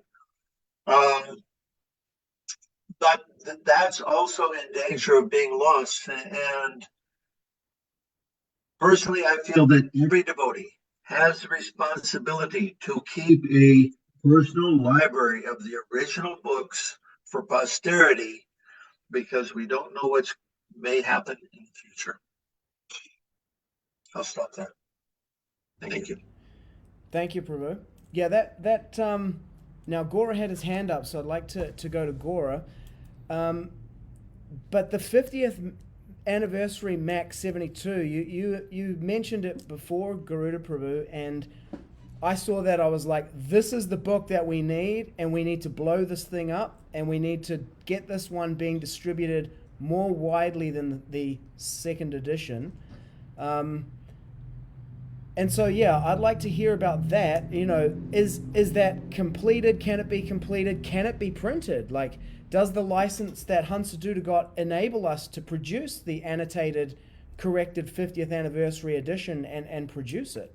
Maybe if you could speak to that, and then we can go to Gaura. Yeah. Sorry about my computer. Somehow the fan goes on, but right now it's good. So we're in luck here. I'm not done. I requested the chairman of the BBT, this year's chairman, Dhanesvara Prabhu, with whom I have a good relationship, to give me time to present my findings that I'm publishing to the BBT directors. And they made time for me. They gave me 30 minutes, which turned into an hour. They weren't happy about that, but it kept going. They did invite Dravida on there because they don't know. I doubt that any of them know what an adverb is, honestly. You know, their ability to produce books is, I mean, in my limited view, is extraordinary. I mean, they produce books, they print books, they get them out. I mean, amazing. Okay, but editing, they know nothing. I mean, in fact, not only do they know nothing, but they're even destructive when it comes to the editing. So that's where I come in. And of course, they didn't know how to handle me, so they bring Dravida in. So Dravida is, I present my whole approach. I present I don't know that any of the BBT directors even read my report, whatever. They're not interested because if it ain't broke, why fix it? I mean, the books are going out. We're making lots of money. You know, we've got book marathons that are still working. So what do we need to do anything here? You know? So they said, but you're saying that Prabhupada's the second edition is not potent and to make devotees, or is not. I said, I have never, ever said that. That's not my issue, is to judge potency, because I've seen Krishna and Mahaprabhu Gauranga and Prabhupada's grace work through devotees in spite of themselves, and I'm one of those people. I have successes in the academic world that I never could have dreamt of. That's Prabhupada. So in spite of me, Prabhupada's working through me at times. I mean, I experience it. Now, so I said, you're accusing me of something that I have never written, never spoken, never said. I'm not here to judge the potency of whatever the BBT produces. I am here as an expert on editing a spiritual master's work in the line of Vaishnavas. I'm here to speak to the loyalty that we must have to Prabhupada's Vani. Because when we're not, as Muchakundaji has said, it's destabilizing. It's dishonest. It's manipulative. So Dravida says, in the middle of this BBT meeting, he said, so, okay, I like to work with examples. Okay, so I found a place in the Chaitanya Charitamrita where Prabhupada, where it was written, blah, blah, blah, and then in the original transcription, I found that Prabhupada actually dictated something else, different. So I switched them out. So it's closer to Prabhupada. How can that, then he said, is that a bad thing? And I shocked everyone. I said, yes, that is a bad thing. He said, how is it a bad thing? I said, because you're not declaring it. You're not transparent. You're not telling devotees or any readers what you have done. You need to at least declare it if you're going to switch them out. My point is you don't switch it out because Prabhupada was around when it got printed, and you don't know what Prabhupada knows, what he doesn't know. You cannot judge that. So you put it in an annotation. By the way, dear reader, we found this in the original transcription, just in case this might be helpful, whatever. But you don't change the text. The text is fixed. So I said, as all the scholars I've been working with agree, Prabhupada himself followed that example. And then at the end, Dravida says, well, I don't agree. Well, okay, we're just going to sit with that. I mean, so Dravida doesn't agree. This is this ex cathedra authority that he carries. Yeah, well, here's the thing, Prabhu. They're like, I don't know, guys. I mean, our Brahmana says this thing, the other Brahmana says another thing, whatever, let's just do it. I'm like, okay, let me tell you how we do this as a Kshatriya. We print that 50th Mac, anniversary Mac 72, and we go on a jihad across the society. This whole thing, we simplify the messaging right down till every devotee can get it. 2 editions of the same book, it's the reptilians.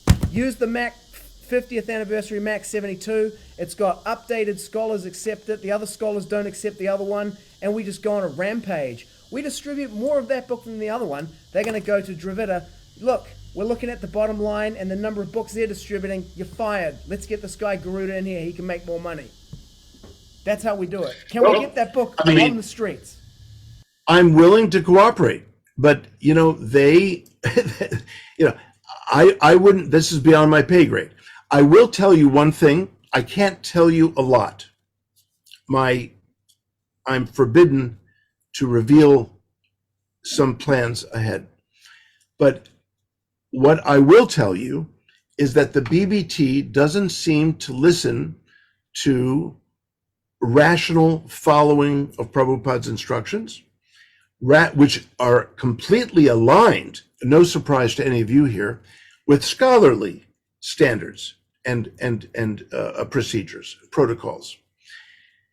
The only thing that seems to make this movement consider things like child abuse is legal. I'm just going to leave you with that. I'm not saying anything, but I'm going to tell you that we are not done. No. Where's the GoFundMe for the legal? That's all I'm going to say. Can I jump in? Yes. Yeah. I mean, I'm not in charge here, but whatever. Okay. Yeah. We have Gaura had his hand up. Let's go with Dhanesvara jumping in here. Then we'll go to Gaura, and then Dana put her hand up. So we'll go Dhanesvara, Gaura, Dana. Yeah. On a matter of what do they respect, the nature of demons is that they only respect force. They don't respect logic or argument. That's an important criteria for me. I've tried, Dhanesvarji. I've tried. I know you tried. I'm not faulting you in any way. Believe me, I have great respect for what you've done and appreciation for it. But I'm just making the point. Why don't they respect these arguments? There's something wrong in their mentality, right? And we're in a time of war. If we don't realize it, right? There is a war. There is an eternal war between good and evil going on this planet. The demonic powers have been in charge. They have an agenda, and their agenda is to destroy God and any connection with Him. We have to see things in that light. Okay. The other point, I'll leave that there. The other point I want to make. Well, will the books still have the potency? They're still making devotees. That's not the criteria. Okay? The Bible, after 2,000 years of changes, still makes devotees. Yes. But the Bible does not have spiritual truth that the Bhagavad Gita as it is has. So what kind of devotee? Yes, you can always find followers who don't, what? Because they're, first of all, in the darkness of ignorance, so any glimmer of light they may find attractive. That's nice, okay? But you can't count on numbers. The question is, what would the original book do with all of its pure potency? We don't know. But we have an obligation to our founder Acharya, to our spiritual master Srila Prabhupada, to see to it that his teachings, his Vani, his legacy is maintained for future generations. Okay? The early Jewish Vaishnavas, as I call them, they were very concerned about changes to their scriptures. They believed at that time that the scripture had been changed and the kind and loving God had been replaced by this cruel and vindictive person named Jehovah. And they were determined that to see that no more changes were made even into the future. So we have them to thank that they took their teachings, they sealed them in earthen jars, tucked them in the Dead Sea caves, and buried them in the deserts of Egypt near Nagamati. So because they did that, we have access to what they taught. Right? It's directly from them. So we can see that they were Vaishnavas like us. Now, when I studied this, I realized I can understand this because I'm a Vaishnava. But others, even religious scholars who were not trained with Vaishnava teachings and understanding, they don't understand the relevance of that, or they can't make that connection. We can, and it's important that we do. Prabhupada told us that Vedic culture was once extant, existing all over the world, and that's true about the Middle East. And they were Vaishnavas. They were Vaishnavas like us. So it's not about potency. The question is, we want the pure. The point is, we want the pure spiritual teachings as given from Srila Prabhupada, as our Acharya, the empowered Acharya for this time. Thank you, Prabhu. Hermetically sealed Bhagavad Gita, Max 72. Stick it under the ground. That's what I got from that. The other thing I can hear in there is potency is really, it's a preoccupation of the asuras, you know. They want more power. They're not, that's Rajagun, you know. In Sattvagun, you want purity. And potency is secondary to that, you know, because you understand that from purity comes potency. Prabhupada said purity is the force, not potency is the force. Gaura, you had your hand up, Peru, and then we'll go to Dana. Yeah, thank you. I have saved up 5 questions and one comment from our godbrother Ajamil Prabhu, who actually compiled the Srila Prabhupada Sri Shamrita, everything Prabhupada said in all his letters, divided into 50 topics. So I'll come to him at the end. So I'm going to direct these to Garuda Prabhu. And Garuda, when you're finished responding to each of the 6 points, then just say next, and then I'll go on to my next point. Okay? Thank you. Okay, so I asked Vaisheshika Prabhu a few years back, 4 or 5 years back, I said, you know, there's so much talk about editing these days. You know, I just love so much the dynamic front cover of Bhagavad Gita, that Macmillan Gita. I still have the copy here, the glorious photo of Krishna and Arjuna. And I asked Vaisheshika Prabhu, you know, why is, you know, in addition to all the controversy about the contents, why is the art being changed? And he said, well, we went to a company, I can't remember now if it was Green Leaf or Green, it's a big book distributing company in America. I think it's Green Leaf. Does that sound correct? Yes, it is Greenleaf. Yeah. And he said in their in the BBT trustees consultation with Greenleaf, they said that art the colorful art of the 72 Macmillan edition, that was for the time of the 70s, kind of that era, the hippie era, and, very colorful art. And now the current, subdued orange, sienna, brown, that would be more appropriate for today.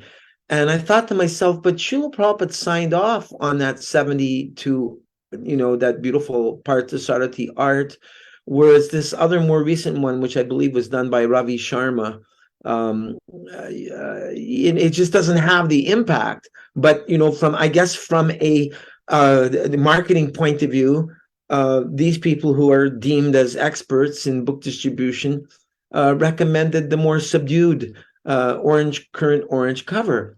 And so I asked Jayadvaita Swami about that, and he told me, he said, that's not my area.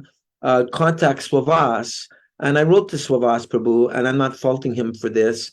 I asked him the question, and maybe he gets so many emails he didn't notice. I'm giving him the benefit of the doubt, and I never heard back from him. That's just part of this first point. There is, I believe, about 45 plates in the original Gita, and now it's become a dozen, including the controversial one, Bad Karma, the man with the cow's head and the cow with the man's face.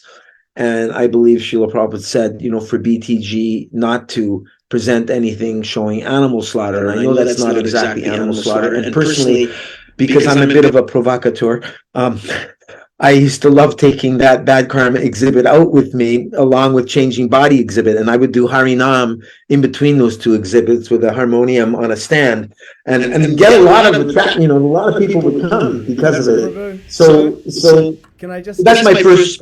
Yeah, just in the interest of getting through the 6 points, could you come to the question of this one? Yeah. Okay, so that's my first point, Garuda Prabhu. Would you like to? Yeah. A simple response is that in Prabhupada's contract with Macmillan that he signed, it says that the artwork cannot be changed without his permission. Period. There you go. That's all I can say. And again, to change an author's work without his or her permission is simply ethically unthinkable. It's unthinkable. Now, while Prabhupada's Gita was being extricated from Macmillan to get it into the BBT, to wear out the copyright with Macmillan, do you remember how the BBT printed that yellow, the word for word wasn't in there, just the translation, the purport. Do you remember that yellow sort of framed, Gita that they published? He's about to bring it back, Prabhu. He's gone to his bookshelf to get it. Oh yeah, he's good. Does he realize that Krishna is right there behind him playing the flute? I don't think he realizes that. That's true. I don't realize. I don't think he. I think Gaura's like Arjuna. Arjuna really didn't appreciate Krishna's presence in the 22 verses that he spoke, dumping the contents of his troubled heart. So I'm just hoping Gaura realizes that Krishna's right there on his chariot.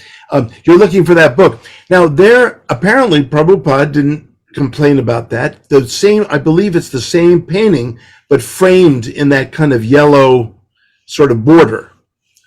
I can't remember. I don't have a copy of that edition. But that was when Prabhupada was still around. Prabhupada must have approved it. Or unless you can find a place where he said he didn't like it, and then, that would cancel that out. So the simple response, Gauraji, is that no changes without the permission of the author. He's signed that. He even hand typed it into the contract and initialized it. I have a copy of the contract. Oh, there it is. Okay, so it's the same, just like I thought. It's the same picture, but with a different border. That could be allowed, but not a change of the whole picture. No.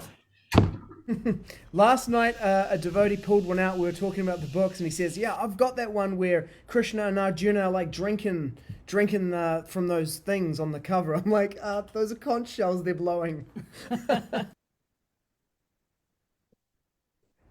Next point. Are we ready to go on to the next one? Yeah. You just put a few more for the collection since we're one edition there. Oh, I've got second editions. Oh, I've collected around 7 or so of different presentations. Deluxe edition there. They've even got an edition that's over $1,000. That's a real collector's. And here's my pride and joy.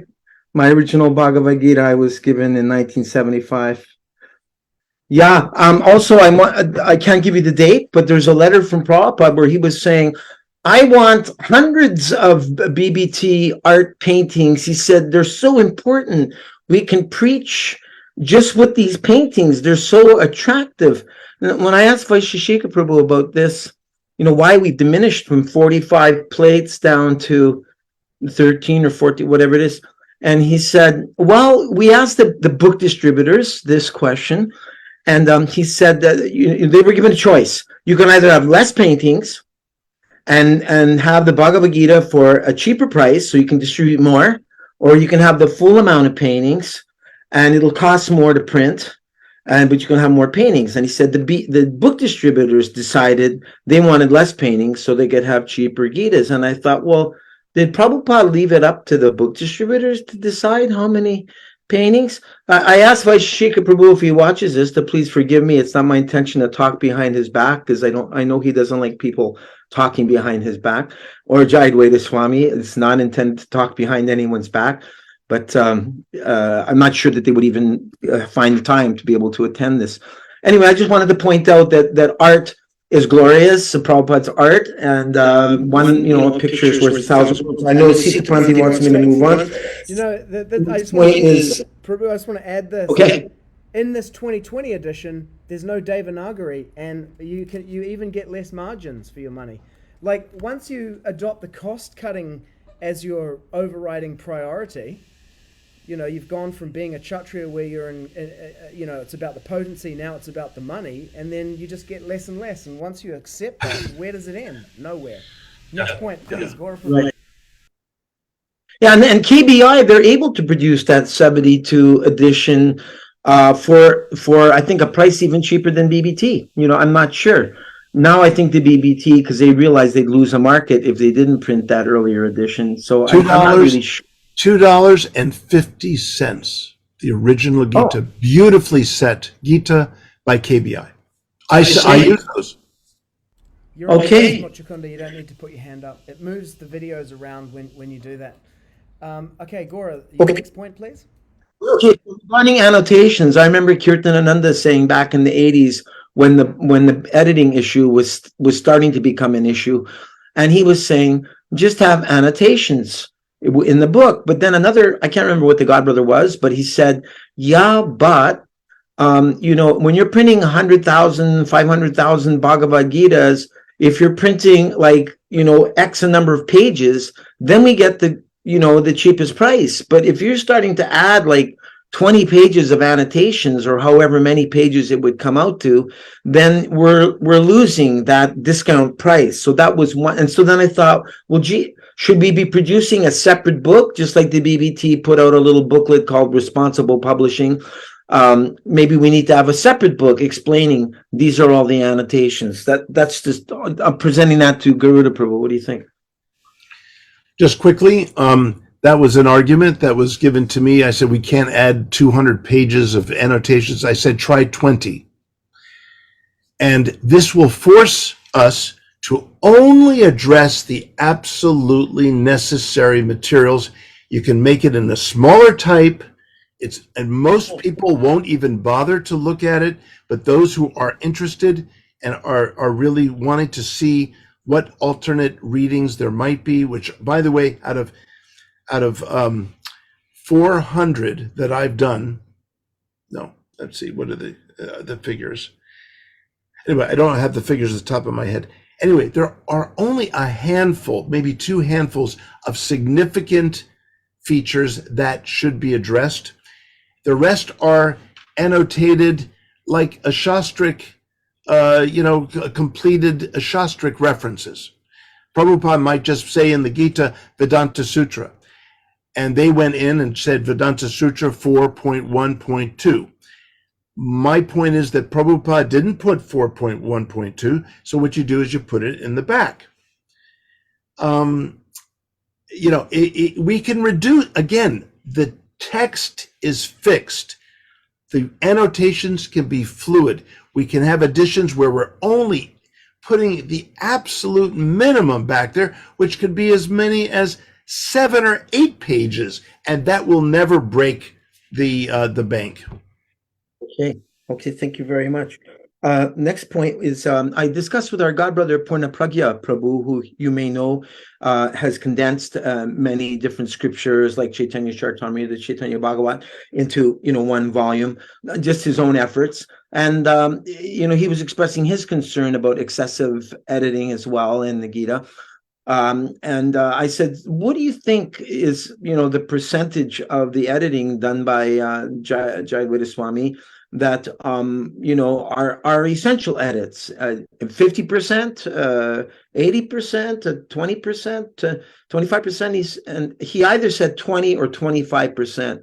I'll err on the conservative amount, 20%. So I wanted to ask you, like in the beginning there, in the 72 Macmillan, there's a mention about the Gita Mahatmya. It doesn't provide the Sanskrit, and it compares Krishna to a cow, I think, and Arjuna milking Krishna, the cow. I believe that.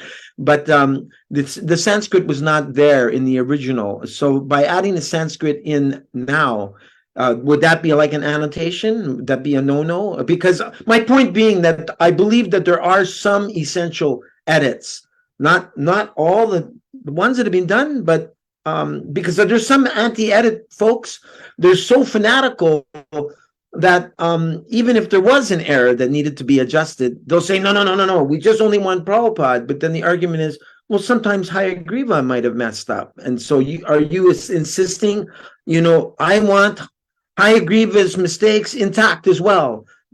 Please comment. First of all, Prabhupada's book is Prabhupada's book. I don't care if Prabhupada had Mickey Mouse under his supervision. I don't care who was under it. That's none of our business.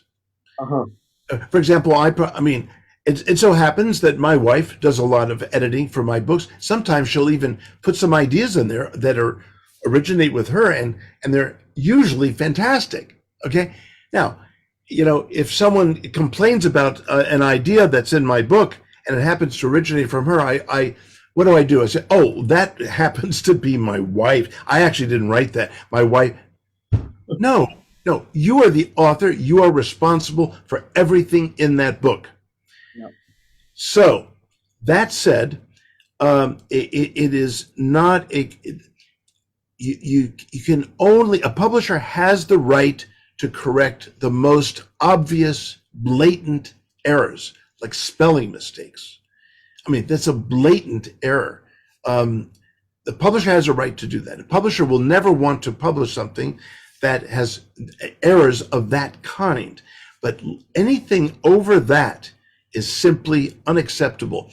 Now, Purna Pragya says 20 or 25%. I say 15% are valid, possibly valid edits, if they are transparent. If they are not transparent, zero is valid. Zero. If it's transparent, 15%. Now, Purna Pragya, I love him dearly. He tried to propose to the BBT his Gita with those 20% changes that he did along with Bhima in the BBT India. They rejected it. And he called me about it and told me what they were doing, and did I like what they were doing. I said, I don't like at all what you're doing. All you're doing is Jayadvaita light. I don't know much about beer, but I hear there's a full-fledged alcoholic beer, and then there's a Bud Light, right? Or, it's not as bad, but it's still alcohol, okay? and Jayadvaita light, you're still not transparent, Purna Pragyaji. And then what Purna Pragya and Bhima decided to do is they'll sneak one change in every time there's a printing. And I said, are you kidding me? This is so manipulative and dishonest. Again, this is not only now it's Jayadvaita weird, okay? Because this is, again, it's dishonest, it's manipulative. You can't mess around with these spiritual masters' Vani. I won't let anyone mess around with my mediocre works or whatever. I won't let anyone mess around with mine. What to speak of the spiritual masters? I mean, it's absurd. Thank you. One more point. The changing the spiritual masters' books, how we're not supposed to do this. Achyutananda Prabhu told me he was in the room when Srila Prabhupada was having a discussion with Hayagriva, and Hayagriva was saying to Srila Prabhupada, Swamiji, this cow protection, this is too Hindu. The Westerners are not going to relate to that. That's why cattle raising, would be better. And Prabhupada did not like it, but allegedly he agreed at that time. And then he said Hayagriva and Kirtananda ran off with Prabhupada's manuscript and tried to get it published under their own name. And the publisher said, you don't know that much Sanskrit that you could publish something like this. And then eventually they brought it back to Prabhupada. That's another issue. But anyway, what's your thought on that point? Very simple. If during the author's lifetime, if Prabhupada said, change this or change that, then you do it. Then you do it. And as long as there's evidence that Prabhupada ordered a change. Now, the new editorial, what do they call it? Editorial review panel made up of compromised, intellectual devotees came to the decision that the Blessed Lord for Bhagavan should be changed to the Supreme Personality of Godhead. Based on one time Prabhupada questioned it in one place. He never said this must be changed. He never said that. They have elected by a panel, and they've approved of. And you know what's funny? Honestly, I'll tell you, dear friends, I don't even like the phrase "the Blessed Lord." I don't even like it, but it has to stay there. It has to stay there because Prabhupada accepted it there. Prabhupada published it there. He spoke from 173 lectures when the Gita was read to him, or Bhagavan Uvacha, the Blessed Lord said. Prabhu, can we in his classes. Just put a pin in this for a second, because Dhanesvara Prabhu is going to have to drop off now in the midst of the smackdown on the ERB or ERP. So maybe we could just give him a closing word before he goes. Please. Okay. Please come back to my last couple of points. Yeah, if you don't mind. We'll just put a pin in the smackdown on the ERB. Dhanesvara Prabhu. Okay. Anyway, thank you for inviting me to participate in this. This is probably I would say even the most important question. This is Prabhupada's legacy. This is the future of the world. And even somehow the original books have to be preserved by hook or crook. I'll say that. Get an original copy, everybody make it their personal responsibility to pass on Srila Prabhupada's original legacy to future generations. And thank you, Garuda Prabhu, for everything that you've done in this regard. And thank you all for your dedication to Srila Prabhupada's mission. And I look forward to seeing you again in future episodes. Yeah. Right. Thank you, Thank you, Thank you so much. And I acknowledge the difference that you are making in this conversation in the world, particularly through your book, Divine and Demoniac, which is how I became aware of this portentous issue. Portentous? Important. Important. Contentious? Yes, so please share that with as many as possible. The book has a very provocative cover. I did that intentionally. because I want to call attention to the fact of the reality of this world. Yeah. And we should not be naive about what the reality is. Otherwise, we're going to remain in illusion. Yeah. So carry on, my dear friends. Yes. Hare Krishna. Thank you, Dhanesvara. Hare Krishna. Thank you. Are we going back to the ERB, or are we going to move on to the next question? Did you finish? You were talking about the editorial review panel board. Oh, I'll just simply wind that up. Prabhupada states clearly in the Chaitanya Charitamrita in a purport that the Mayavadis do not recognize, the Supreme Lord, and he is known as the Supreme Personality of Godhead or the Blessed Lord.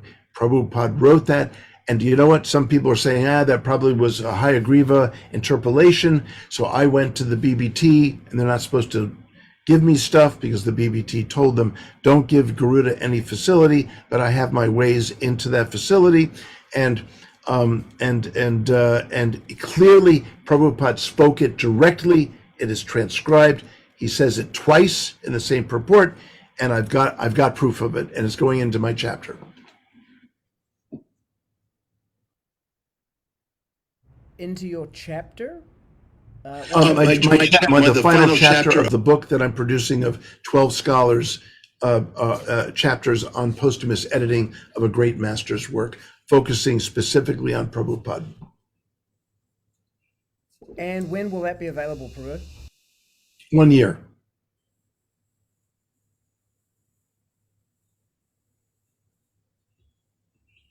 Yep, I have a reputable publisher, academic publisher publishing it, and I believe it will be available even in an ebook for those who don't want a physical book. May I share my last point and the point of Ajamil, Prabhu, please? Sitapati, Prabhu, is that all right? Go for it, Prabhu. This is your. Oh, you got two more. Yeah, number 5 and number 6. I'm tracking it here on my little. Here's my run sheet for the show. We're up to point 5. Sitapati, I am glad you're tracking Gauraji because I can't track him. He's very facile with his interrogations. It's like tracking. That's new from my vocabulary. What is facile? Facile, very. You've got great facility. You're very skilled. Yeah. Well, thank you. That's a great honor to hear that from you, from a PhD graduate. Okay, so I wrote a Jayadvaita Swami because just the other day, because I was having a discussion with Sitapati Prabhu. He had brought something to my attention. And I told him in my email, I was communicating with some devotees about the book editing, and some questions came up that I don't have an answer for. You told me once that you are always ready to discuss about the editing, so I thought to consult with you. Why did you, or whichever editor it was, decapitalize the word Bhagavan to become small b Bhagavan, from capital B Bhagavan to become small b Bhagavatam, in the purport of Bhagavad Gita 2.2, when both Prabhupada's manuscript and the first edition have it capitalized? And Maharaj writes back, and he said, I am no longer, quote unquote, always ready to discuss. I've retired from BBT editorial matters, so questions about book editing should be sent to the BBT trustees or whoever handles these matters for them. That said, readers interested in the question can refer to section 7.58 of the 16th edition of the Chicago Manual of Style, or the corresponding section of the more recent 17th edition. Thank you, Gaura Prabhu. Always nice to hear from you.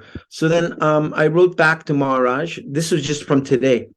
Thank you very much for your response, Maharaj. I'm not sure how the BBT trustees will understand your logic, or whoever has done the edits better than you, to answer my questions, since they were not directly involved in the editing process, to the best of my knowledge.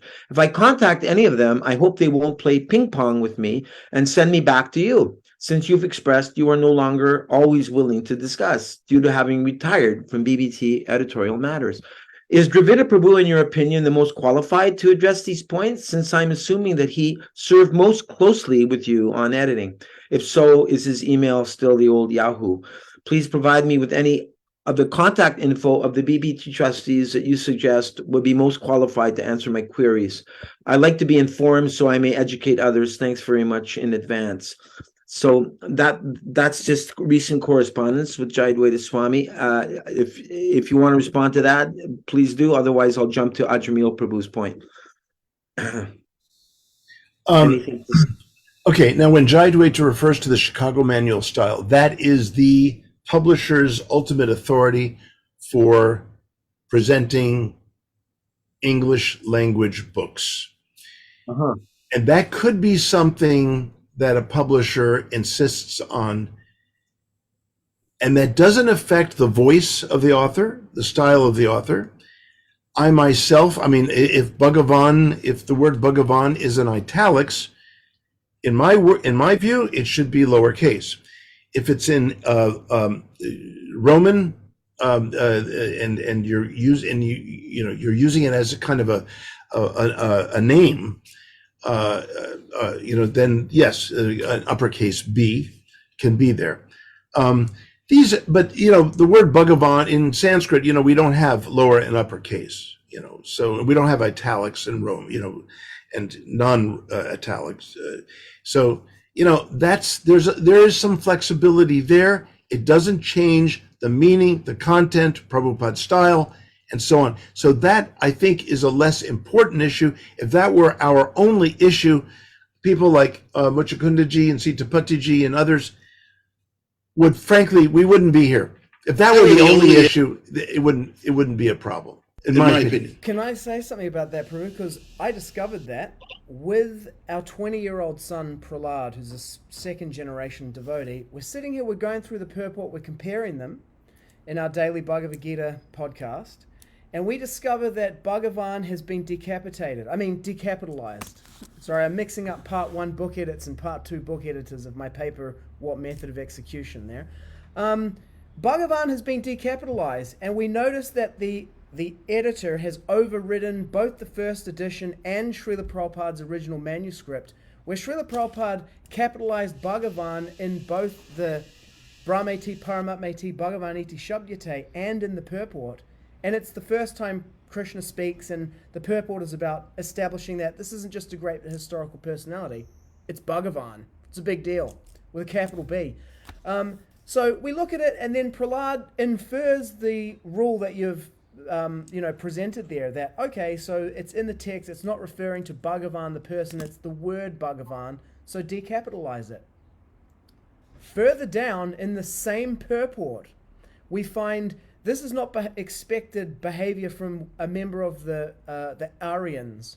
And then it says the word Aryan, and in the first edition, Hayagriva has decapitalized it because he has applied that style rule to it, but he's left the Bhagavan capital B because it's like capital G for God. And Prabhupada's like making a big deal, a capital B big deal about Bhagavan. The editor in this edition has recapitalized Aryan to make it match Prabhupada's manuscript and decapitalize Bhagavan. And in doing so, he manages to contradict Hayagriva, Srila Prabhupada, and himself in the same re-editing of this purport. And in the moment that Prahlad and I see it, you see Prahlad just go, this doesn't make any sense. And I just start laughing because I'm just like, this is a clown show. It's either someone who's like amateur hour, hey, I'm learning how to do edits. Look at me, Mom. I can change things. And just inconsistently editing the same purport. Or, and this is my case based on the Vedic worldview from chapter 16, this is a person who wants to decapitate Bhagavan and has done that and then's like, look at me. I make Bhagavan small and I make Aryan big. And I don't explain myself at all. And then when questioned about it, is like, hey, nothing to do with me. Anyway, sorry, I just had to get that out of my system because, yeah. Oh, I'm glad you did. That would be terrible to keep that in your system. I mean, now, and I'm sympathetic. Again, a really sensitively treated posthumous work of a great author like Srila Prabhupada who's a very special author, and he's not just a great author, he's a special author in various ways that we all are aware. Again, it's the editor's job to be totally transparent about what they've done. If the issue of the uppercase and lowercase b is changed, then that should be addressed. That would be addressed. That would be something to be addressed, precisely because it's a sensitive issue. Thank you. And I just like to end my if you don't mind, with Ajamil Prabhu's comment, who has worked closely on Prabhupada's writings. And I asked him what his thoughts were. Are you for the edits? Are you against the edits? And he wrote back just a few minutes ago, Gaura Prabhu, Srila Prabhupada authorized Jayadvaita Swami to edit his books and praised his ability. So on that count, yes. But if Jayadvaita Swami has gotten carried away and has made needless egotistical changes, then no. So I can only say I'm against the changes if I take the time to go through all the thousands of changes. And I simply do not have the time to do that, since it's more than a full-time job deciding which changes are acceptable according to Jayadvaita Swami's mandate, and those that might come into the category of being an egotistical editor. I'm sure Krishna will empower some devotees to take time to evaluate all the changes and do the needful. In any event, devotees are still being made from both the changed and unchanged books, because the all-important essence of surrendering to Krishna is never compromised. Or is it? That's Ajamil Prabhu. Simple responses would be for me, yes, Prabhupada did appreciate Hayagriva's work. At a certain point, he did not appreciate it. At a certain point, he did appreciate Jayadvaita's work. That was all under his supervision. Mm-hmm. Everything changes when an author is not there to approve or disapprove of changes. It is very common that an author submits a manuscript to a publisher. The publisher has an in-house editor. The editor makes all kinds of suggestions, hundreds of them sometimes, thousands maybe, even depending on how big the book is. And the only way that manuscript can be changed, according to the editor's suggestions, is if the author approves. So you go through as an author, yes, I agree, no, I don't agree. I'm even doing that with the journal article now. There's an editor, and I said, no, I don't agree with this, So it doesn't get made. The change does not get made. It has to be under the authority of the author. So what Ajamil is not realizing is that, you don't have to go and check Jayadvaita's posthumous editing, because none of it should have been done. The text is fixed. But BBT somehow doesn't think it is. In fact, so much so, this has been even expressed legally in the copyright registration of Bhagavad Gita as it is, where Prabhupada's name is removed as the author. And author is the Bhaktivedanta Book Trust. I have that document. I have that document. How can you imagine? My first book with Princeton University Press, extremely prestigious press. I can't even imagine if someone came along and erased my name from the contract and put some other name. I mean, how is that done? It's fraudulence. That's how it's done. It's cheating. Legally, it's cheating. Mm-hmm. What to speak of cheating the devotees and all of those who are dependent on Prabhupada's original Vani. You agree, though, that 15% could be changed? Not changed necessarily, but annotated. Okay.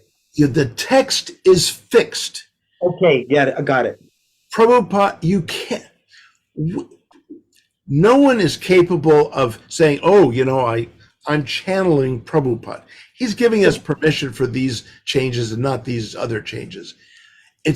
Jayadvaita acts as if he is a co-author. He is not a co-author.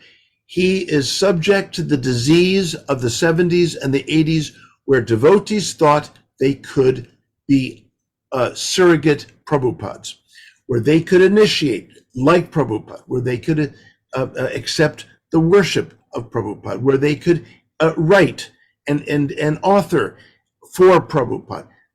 He was part of the disease of the 70s and 80s, a kind of hubris that just got totally carried away.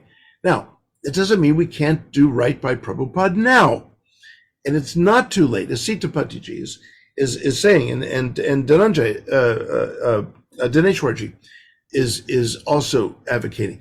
It needs to be done now. It's not too late, but it's getting too late. It's now or never. Okay, Gaura, I love you, but I don't really want to hear your singing, okay? Okay, so I have Dana and then Muchakunda, and then we can wrap up. I just wanted to say one thing to Ajamil's point. You don't need to look at all of the edits, because the fact that you need to look at all of the edits to see whether it's deviant or not is a deviation. He's taken a book which we can trust with 100%, and he's corrupted the integrity of it by introducing a process whereby undetectable modifications can be made to the text. That is categorically, not in matter of detail, but categorically deviant. Chapter 2. Well articulated, Sitapatiji. Yeah. Very well articulated. Thank you, Prabhupada. You're right on. Right on. Okay, so we got Dana and then Muchakunda. Over to you. Make it red. Oh, I need to speak louder. Yeah. Garuda Prabhu, you were mentioning about the way the Swami, what's his name? Jayadvaita doesn't have much potency that I can remember his name. Did what he's doing right now, in the first instance, undermining Srila Prabhupada as a spiritual master, and then after he diminished. He's diminishing him in every way possible of what he's doing for the world. So by doing so, he's placing himself as the supreme authority, undermining Srila Prabhupada, and then now is reducing, it is pushing away highly trained professors or scholars. And all of you as the scholars can understand exactly what's happening, and this guy is just flipping you off like, you have no way, you have no intelligence, I am the one. By that, we can see the type of arrogance of this gentleman. I don't know if I'm gonna call gentleman because I don't know, perhaps it's just in the body of a man, but it's not really a human being. And all of the group, these Swamis, all nicely dressed up and perfumed with their sticks there, have not done the proper job of calling them out or calling this guy out about what he's doing. It basically means everyone is implicated in this. They are working in a tight net to diminish what Srila Prabhupada done and what he's doing for the humanity in for the next 10,000 years, or at the end of the world, for the universe. So what's happening now? You mentioned about this gentleman, Druveda gentleman. You presented yourself with all your education and everything. You compared about Chaitanya Chaitamrita, one thing they changed it. Am I saying it correctly? Mm-hmm. And then he asked you the question, is not the right thing to do? So when a person speaks the way he's speaking and asking you a question, and then flips everything what you said, it is basically a teenager. A teenager that is saying, oh, do we not meant to be doing this? Oh, anyways, I'm going to do it. That is the mentality of a teenager. Because adults will say, Prabhu, please show me how. Tell me how. Where? What can we? They open a conversation, because if he was acting from the point of loyalty, integrity, he will do so. But otherwise, he just flip you off, usual teenage behavior. Now, we can see by that it's a common sense to me. I don't have to read millions of books for me to have a common sense. It's common sense. the way they're presenting every single being that is not defending Srila Prabhupada and his action or his love for humanity is telling me about who they are as a person. It is easy to see. Because if you are defending and making sure things are straight, it's because you're acting with loyalty and integrity. But what we've seen, it is just basically clowns dressed up in saffron color or yellow color, pretending to be. What kind of respect can I have towards this person? I don't have no respect, and I'm going to say it. I have no respect because you're not defending something that the master gave you. So what do you think you are? You trying to play the master now? And you want respect? You have no respect. Because I'm telling you, I have no respect. They can throw the tantrum for sure, because that's what they are. They're power hungry. They want fame. And these type of manipulators, the only thing they will do is diminish you, flip you off, throw the tantrum, and then pretend they're the innocent. That is how they work. Anyways, that's what I wanted to say. Well, that's powerful. I appreciate your words. And they are not acting as gentlemen. I appreciate how you were very gracious to call them gentlemen, but they've not acted in gentlemanly ways. I've invited them to a gentleman's talk many, many times, in public, private, in front of thousands, in front of no one, at night, during the day, anytime. They've refused me over and over and over because they're afraid. Now, Vaisheshika invoked the ISKCON Resolve mechanism. I don't know if any of you know about ISKCON Resolve. It's where you take problems, right? And there's a mediation, right? It's like an ombudsman. So Vaisheshika, what's that? It's like an ombudsman, like a arbitration resolution. That's right. That's right. Okay. So Vaisheshika called me into ISKCON Resolve, even 2 days up in New York before I was to give a whole day talk, 5-hour seminars at the Smithsonian. And usually before I talk at the Smithsonian, I like to give myself a day or two of just, easy. But here I am traveling up to New York to sit with Vaisheshika because ISKCON Resolve is calling me. Okay. And it's about the books and his problem with what I'm doing. 90% of the time, Vaisheshika did the talking, and I did about 10%. Basically, Vaisheshika was trying to convince me to compromise my values for the sake of the institution.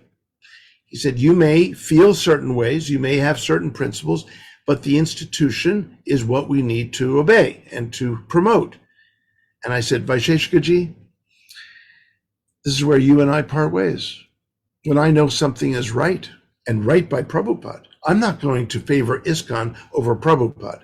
I'm going to favor Prabhupada over ISKCON.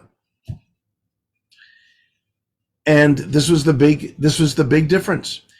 And then at the very end, Brahmatirtha, who did not do he does a good job in other situations I've seen, but he did a very poor job in balancing the discussion here. Because Vaisheshika, basically, it was a venting session for 3 hours.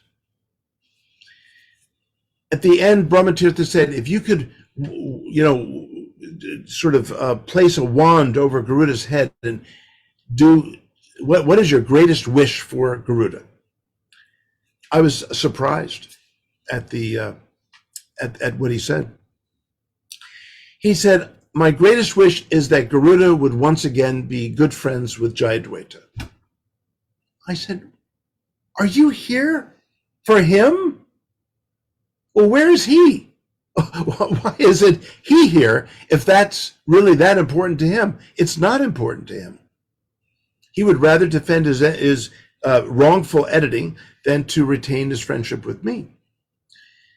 And I can't be his friend as long as he is retaining the wrongful editing and doing wrong by so many devotees. He has hurt hundreds and hundreds and hundreds of devotees. Other devotees who don't know what he's done, don't care, turn a blind eye, and just trust the institution, Well, they're not hurt by it. That's fine. But I'm going by what is right by Prabhupada. Now, this is interesting because Vaisheshika is well known for objecting to the book changes before he became institutionalized. He became institutionalized, and he basically carries the party line. There you have it. Okay, he got replaced by a replicant, huh? Well, yeah, that's right. Yeah, I think so. It's a way to put it. Sitapatiji, yeah. This Hang gentleman, on, start again. Vaisheshika, Start sorry. again. I never trusted this gentleman, Vaisheshika, Prabhu. When I look Well, he at doesn't trust me. He has banded me. He's banded me from his San Jose temple, where I had given lectures there because I teach out in Berkeley. And I'd given some lectures there that were so well received. They were even put on Dandavats's lecture of the day. It was right in the heading of Dund. I didn't even know. Someone pointed out it was in the heading. Several of the lectures. He has banished me from the temple because he also doesn't like the fact that I also have several disciples, and I'm not subscribing to the ISKCON system.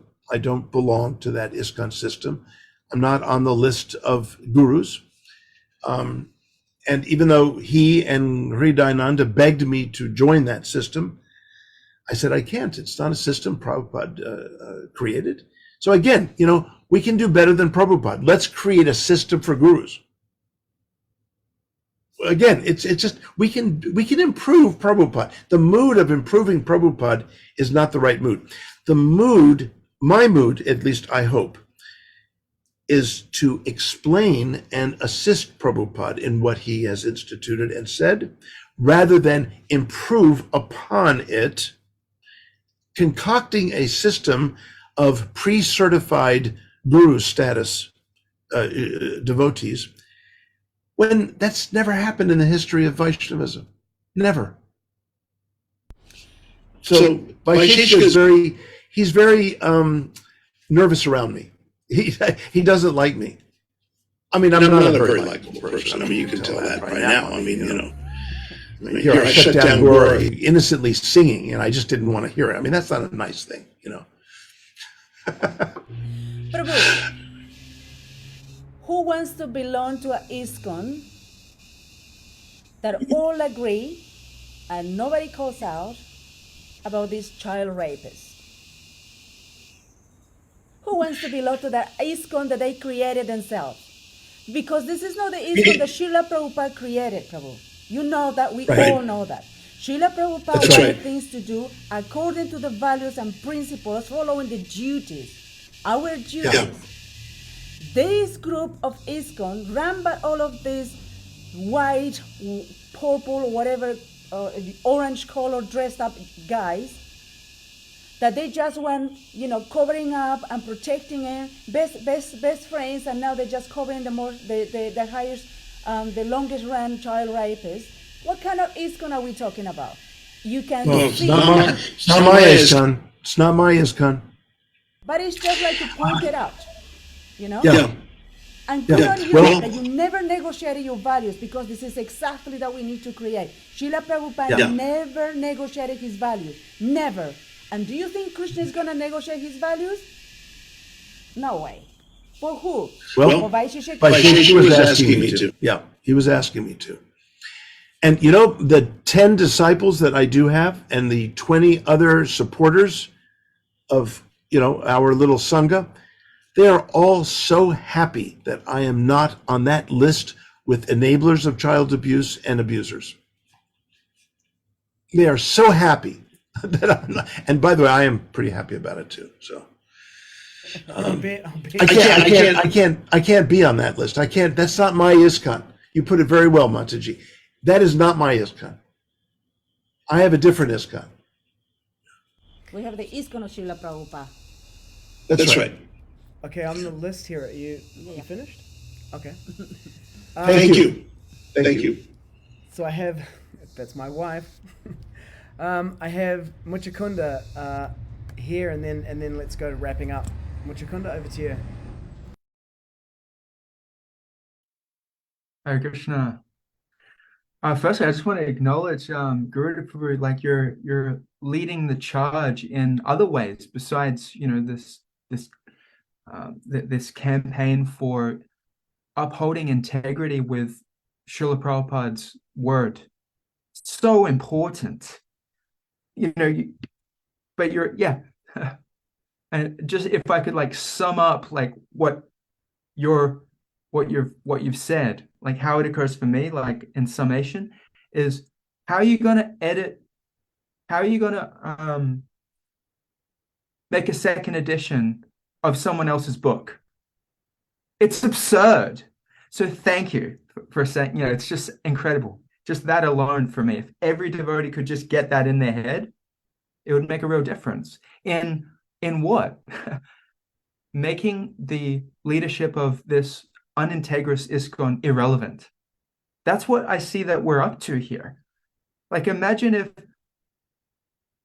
the lay devotees stopped trusting the institution like that would, and being loyal to the institution instead of to Prabhupada. That would be amazing. And I think that's what we're up to here. And what you're doing with being a guru not on that list, it's awesome. Like with that, like not being so needing permission from this unintegrous institution to do Prabhupada's, to carry out Prabhupada's vision. That's really cool. So thank you. That's what I want to say to you.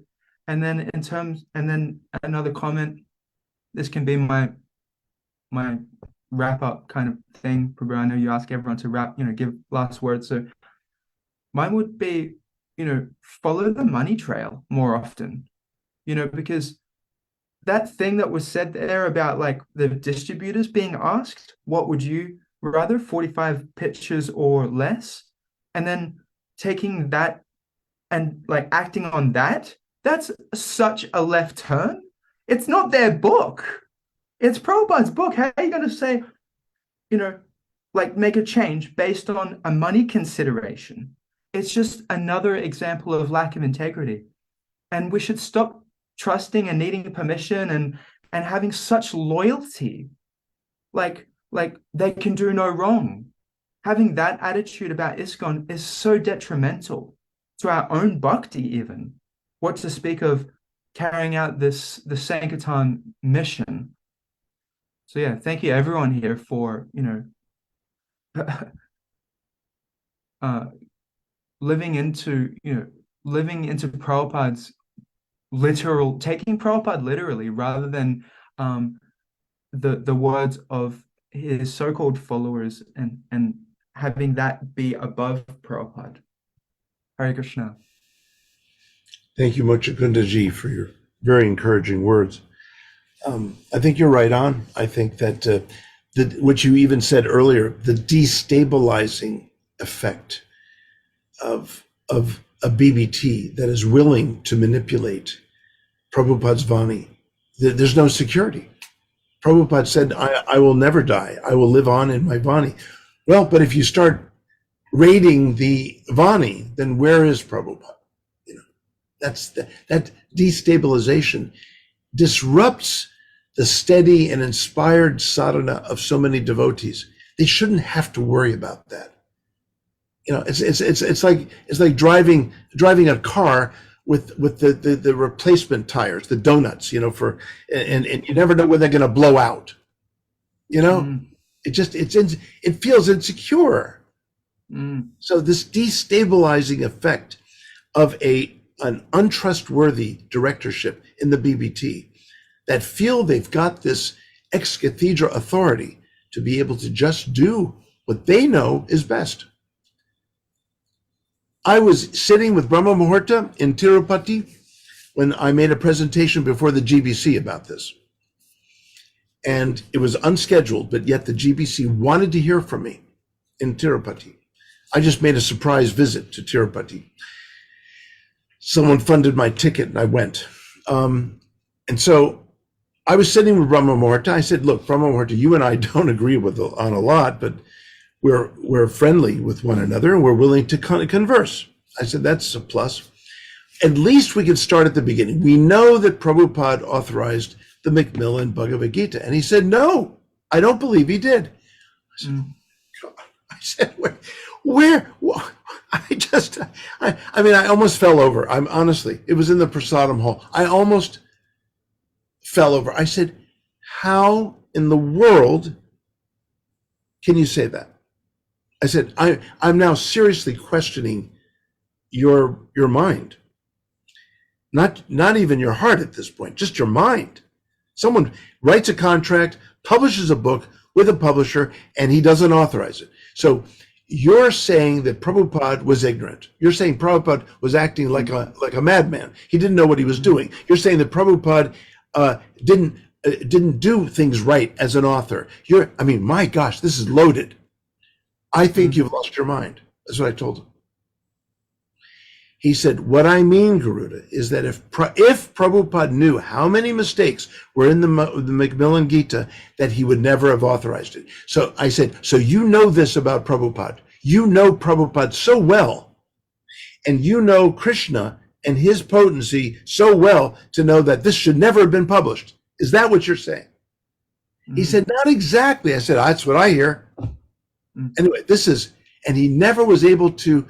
And I quoted him on a website, and he said, I didn't really say that. I said, yes, you did.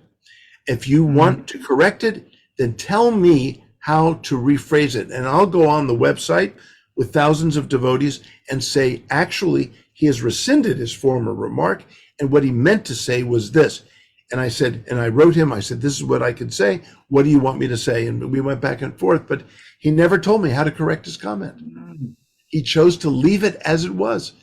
And there is a kind of insanity in here. Mataji, you were saying that, and Muchakundaji, actually the three of you are saying it.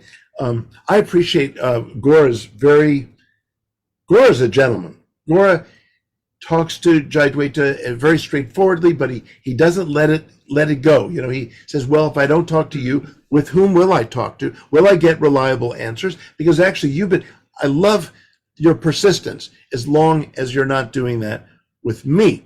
So, no, but seriously, you've gone about it beautifully, Gauraji. I tend to be a little bit more aggressive in my challenges, but then again, I'm in that position where I can do that. Can you imagine Jayadvaita removes one line of a 2-line purport in the Gita, where Prabhupada says, of wielders of the bow, I am Ram, right? And underneath, he says, this is referring to Ramchandra. Can you imagine he removes that statement and then later finds out that Prabhupada is in a conversation in Mumbai with an Indian gentleman who says, so Prabhupada, Ramchandra is not mentioned in the Gita. And Prabhupada said, oh yes, there's of wielders of the bow, I am Ram. There it is. This was shown to Jayadvaita, and his response was, and I'm glad all of you are sitting down except for Gaura, but we'll just have to deal with Gaura fainting in his kitchen. That's fine with me. I'm sure someone's there to revive him. He said, I don't agree.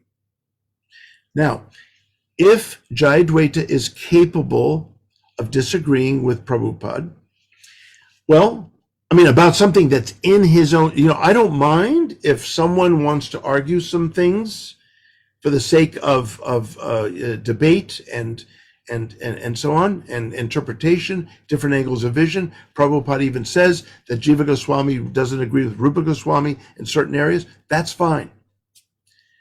But to say, I don't agree and I will change, I will keep those manipulations of Prabhupada's Vani. It's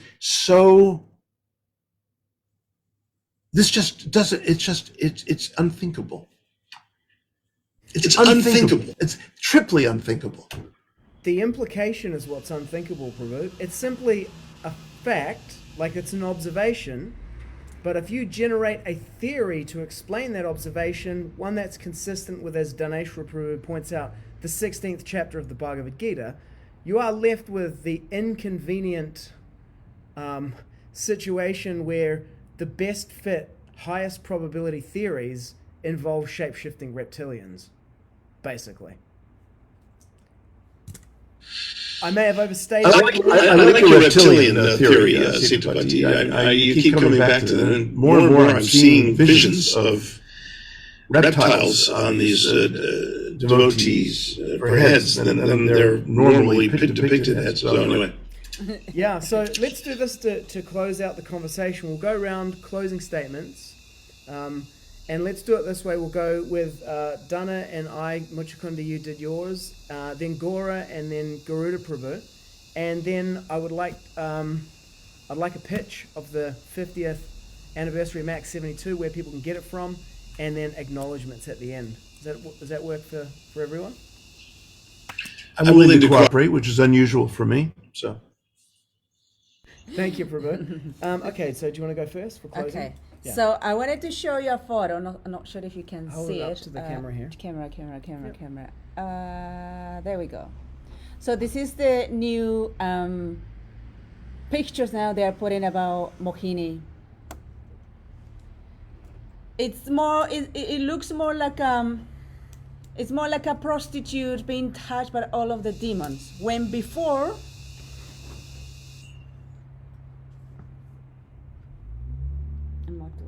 Sure. When before.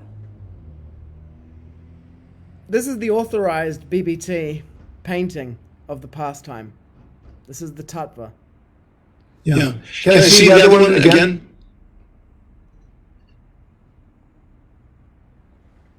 Second edition. There we go. Oh, a little bit down.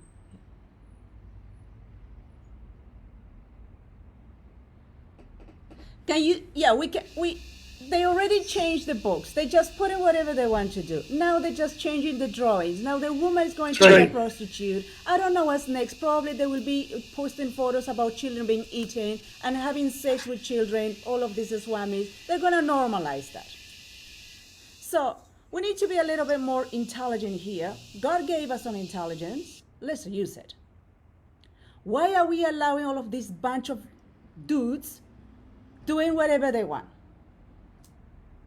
I want to be respectful. I can't be anymore because they opened the door for that now. They opened the door for be disrespected, call whatever they want. Because you know what? They did that to Srila Prabhupada. They are doing that to Krishna. And they are doing to every living entity that Krishna wanted Srila Prabhupada to save. And what they doing? They're stepping over. They're just having the best party ever. Are we going to allow that? I don't think so. Thank you for your integrity, Prabhu Garuda Das. Thank you for all of your devotion, and to all of you. Okay, thank you.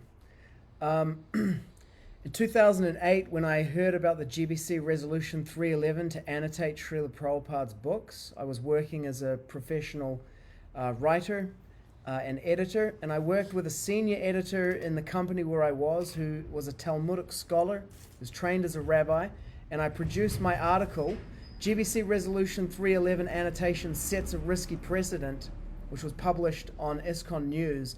And I heard that it's still being used in Mayapur today by devotees who are defending Srila Prabhupada's books against this incursion. And I revisited that after finding out about the book changes, and the arguments that I made in the annotations article all apply equally to this deviant editorial process. And I published it on Facebook the other day, and I said, it's impossible for me to describe the ferocity of my response to the attempt of conditioned living entities to insert their agenda, delusional and malicious, into Srila Prabhupada's works. And in this article, if you read it, understand that this is a prediction of a society-wide jihad against the GBC if they attempt to do these annotations. And implicit in that, my pledge to bring my leadership to that jihad. And so now that I've discovered that this is happening with the edits to Srila Prabhupada's books, I've joined that war. And on this planet, we win. Garuda Prabhu? Gaura Prabhu, and then Garuda Prabhu, if I could ask you for your closing statements. Yeah. Can you hear me? Okay. Yeah, so it's a little embarrassing, but it's okay. Sometimes it's good to go through that for purification. But when I was gathering together the devotees for the Srila Prabhupada disciple group, three of my co-administrators that I asked to please help me, because it was a lot for me to deal with, hundreds of new personalities that I didn't know. They were all fans of Jayadvaita Swami, my three co-admins. And the book editing issue had entered into the group. And, I was trying to weigh everything out, and maintain integrity, but at the same time, having a hard time balancing, wanting integrity and at the same time, maybe being attacked for my point of view. And so I was influenced some years ago, maybe 10 years ago or 12 years ago, to think that, Prabhupada said, whatever Jayadvaita Swami does, it's parampara. Like, don't even question him. The king can do no wrong. And that was, my attitude at the time. But then as I was hearing more and more godbrothers presenting solid arguments and expressing their disdain, and I was looking at it more from a sociological or psychological point of view. I was thinking, it's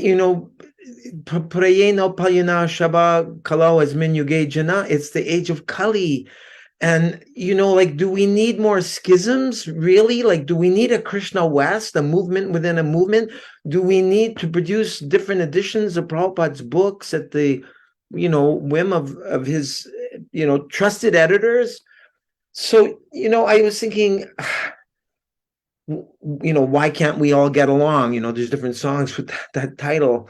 And gradually I came to the point, just before I connected with Garuda Prabhu on this issue a few years ago, let's talk about essential edits. Because I remember going to Jayadvaita Swami's trailer when I was living in Krishna House in Gainesville around 92 or so. And I heard about the edits, and I went to his trailer in Alachua, and he gave me a little booklet.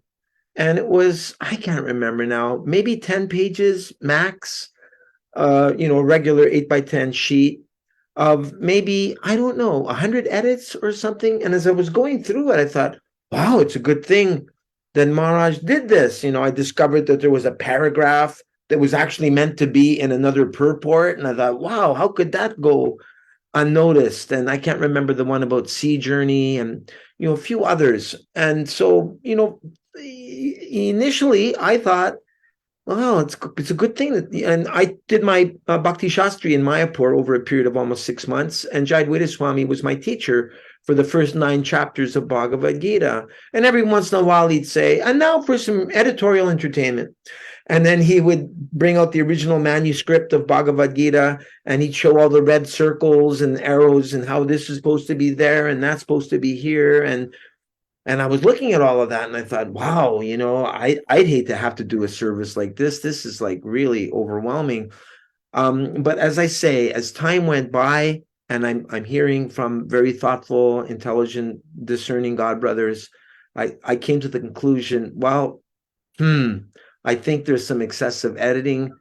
And what are those essential edits? Because that's the Bhagavad Gita I want to have. I want to know what they are, so that when I'm going through my Bhagavad Gita, I know actually what's really kosher. So that's what I wanted to say about that. And I wanted to thank Sitapati Prabhu for allowing me that, for being spontaneous and allowing me that freedom to just go and search. I wonder if Garuda is online. And I threw it out. And I'd like to thank Garuda Prabhu for his spontaneous devotional service. I don't know if we can categorize this as Raganuga Bhakti or not, but he just immediately asked, "What's the link?" I sent it up. Definitely Raganuga. I want that status finally. That's fine. So I want to thank you both for your spontaneity, because that's the kind of person I am. That's my nature, and I love interacting with devotees that are spontaneous. That I can just reach this one and get that one and bring them together. That's what gets me off. That's my thing. Love bringing people together and seeing the beauty that comes out of that. So thank you, everyone. Thank you, Gauraji. Sitapati ji, am I up now? My last here. You are. If I could get you to give your closing words, and also, what Gaura Prabhu was pointing to there, we all want the 50th anniversary edition of the Mac 72. Mm-hmm. So right. If you could give us the pathway to getting our hands on that magical artifact as well. Yeah. Okay. The Mac, the 50th anniversary Mac edition has not been printed, and it will be printed if and when it makes sense on a practical, financial, and legal level. So those things are still kind of in the works, and that's a little bit beyond my pay grade. I can produce an annotated Gita that leaves Prabhupada's Gita fixed and essentially untouched. Spelling mistakes, yes, would be corrected. I mean, Prabhupada said, our editing is to correct problems of spelling and grammar, but not interpolations of style. I'm quoting him, interpolations of style and philosophy are not allowed. So that's why I say 15% of what Jayadvaita did could be considered valid editing in an annotative, transparent context. But he did all of that editing, way over edited, and without any transparency. I mean, this is the formula for a disaster, and that's what we have. We have before us a disaster that's been going on for years and years. I remember I came up in a North American GBC meeting.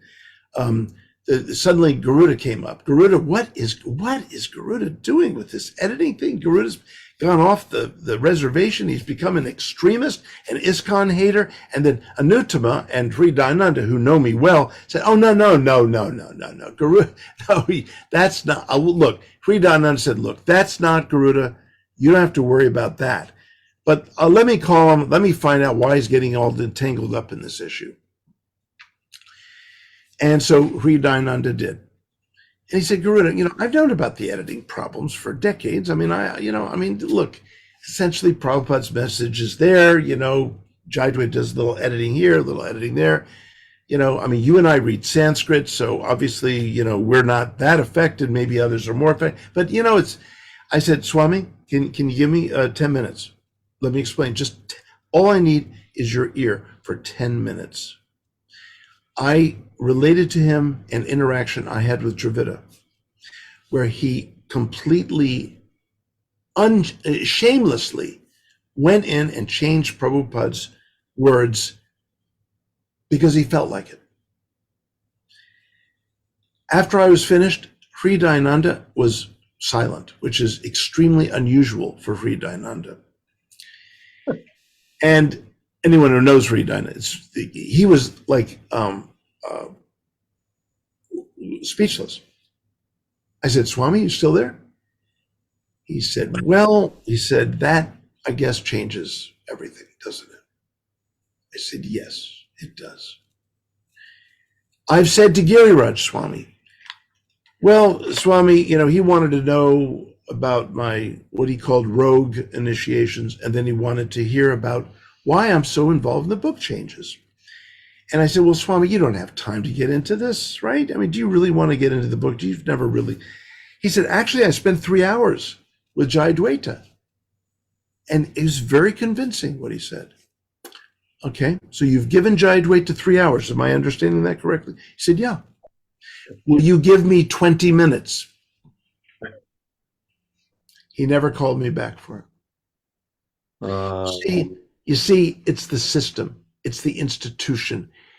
Any deviation, even to favor and honor the spiritual master, the founder of the system as he left it, albeit with all its later changes, even when it's there, And Gary Raj has known me for decades. We've known each other's families. I had his parents over to my apartment back when I was at the University of Chicago. I went over to his house. We've had personal exchanges. And I said, Swami, do you think I have nothing to do with my life? I have book contracts that are overdue for Oxford and Yale. Do you think I have nothing to do with my life? I have an extremely happy ashram situation, extremely delightful seva of academic work with devotees and with non-devotees.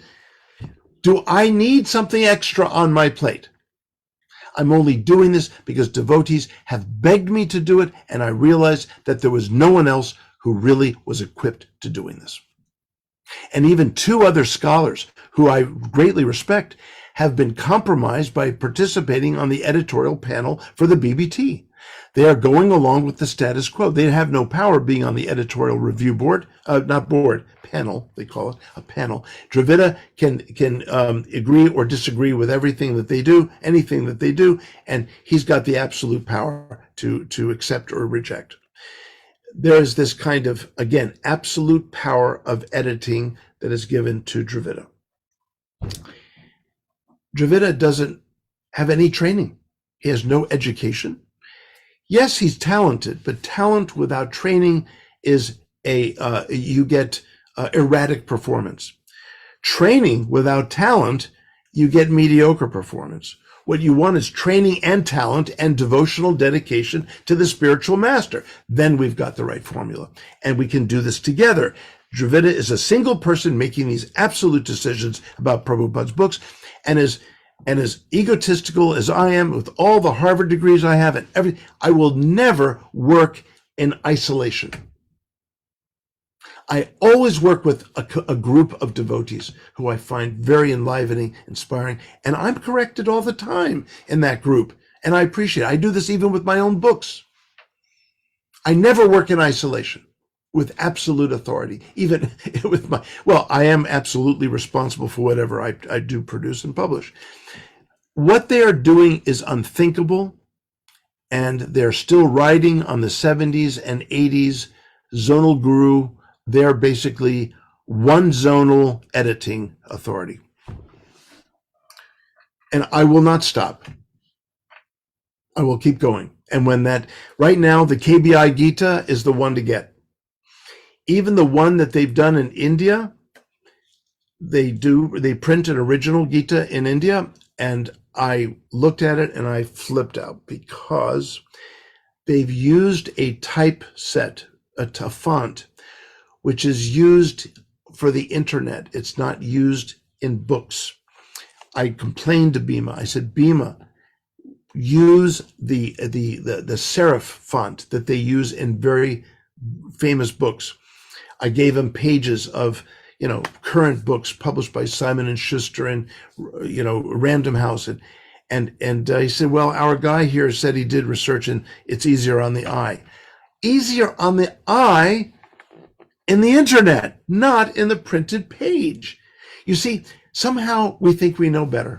We always know better. Always. You can ask me. I know better about everything. Does that mean I do it? No. Does that mean I disrespect what the spiritual master has done and the way it done? No. But someone said Jai Dwaita's got a big ego. He's got a huge. I said, hey, don't complain about his ego. My ego is twice as big as Jai Dwaita's because I've got twice as much to brag about. But you know what? Even that fat ego that I have will not step on the spiritual master's lotus feet. I just won't do it. I won't do it. Don't ever go and say Garuda's doing really humble work. Nah, there's no humble work going on here.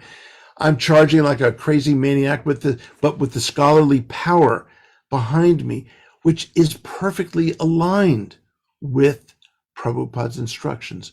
As I said earlier, no surprise there. Thank you. Anyway, I thank you all for hearing me out tonight, and you can always find me, and I will always respond.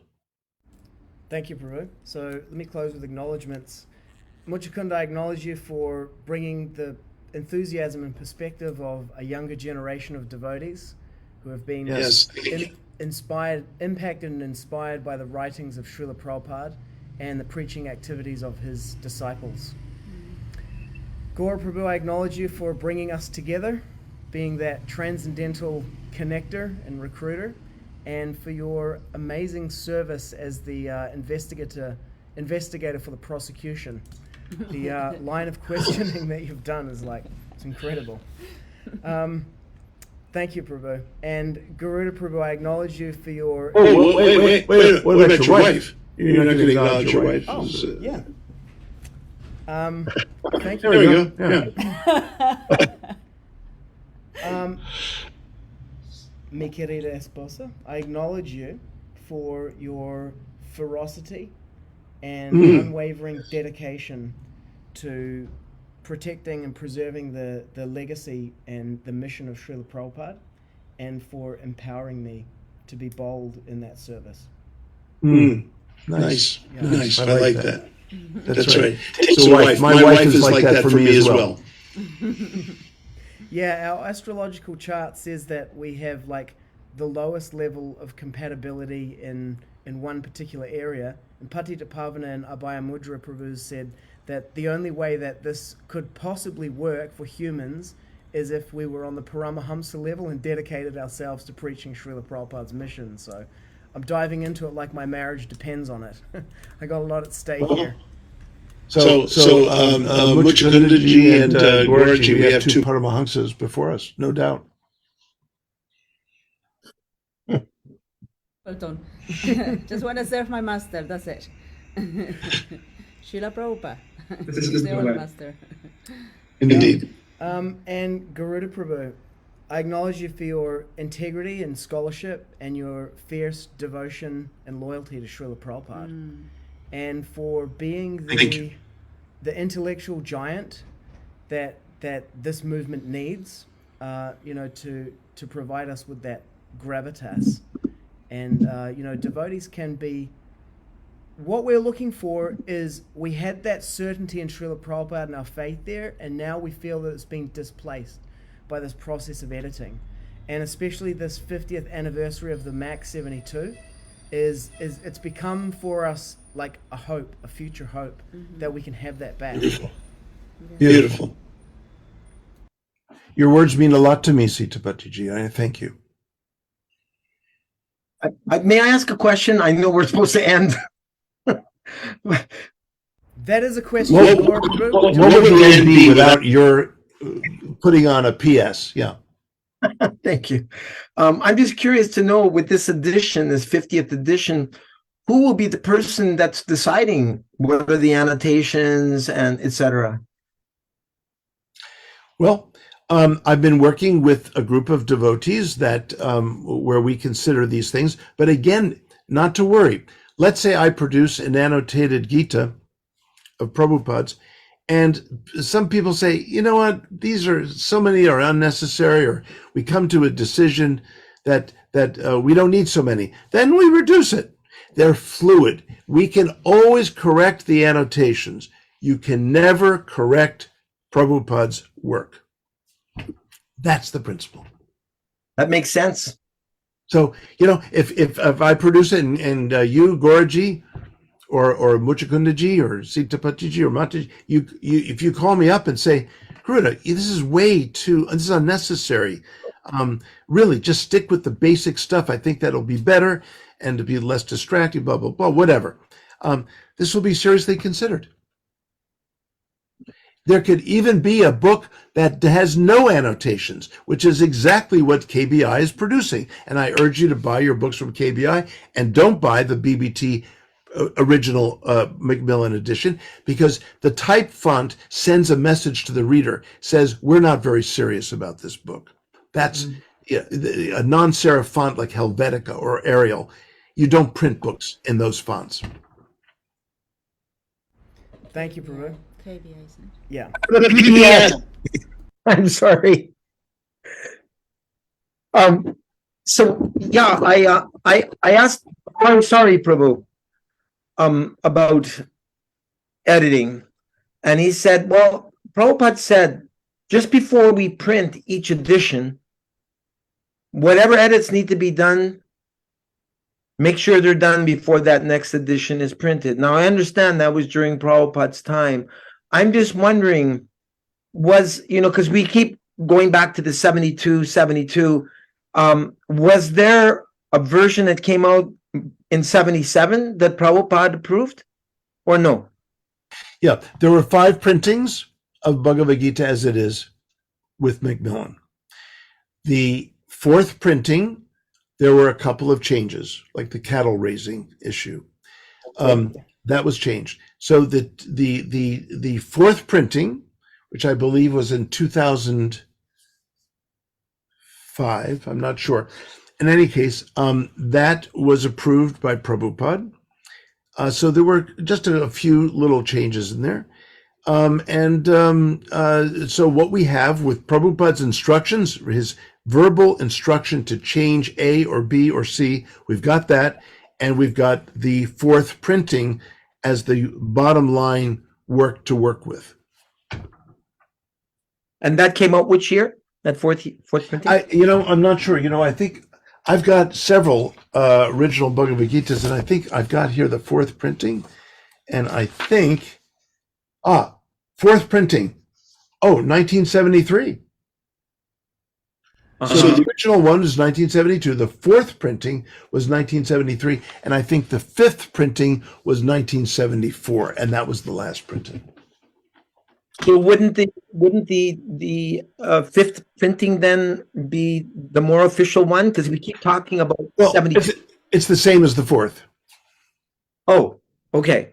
Yeah, just a printing of the 4th, but they call it's a new printing.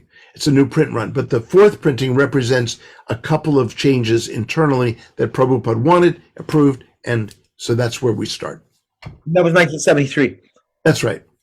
Okay. Nice and early. Yeah. Uh-huh. Yeah. A momentous year for the Earth, 1975. We're waiting for that. Yeah. Yeah. So I'd like to close with a couple of acknowledgements. So Dhanesvara Prabhu, who has dropped off and was with us earlier. I acknowledge Dhanesvara Prabhu for his presentation of the book Changes issue in his book Divine or Demoniac, Spiritual Movements and the Enemies Within. That's how I personally became aware of this issue, and he's raising awareness of this throughout the society. He's doing the Lord's work. And finally, I acknowledge His Divine Grace Srila A.C. Bhaktivedanta Swami Prabhupada, who is at the feet of Lord Vishnu and is very dear to Lord Krishna, and who has come to the Western countries to preach the message of Lord Chaitanya and to defeat the voidists and the impersonalists. Jai. Thank you for joining us today. Hare Krishna. Thank you all. My pranams to each one of you. Hare Krishna. Hare Krishna.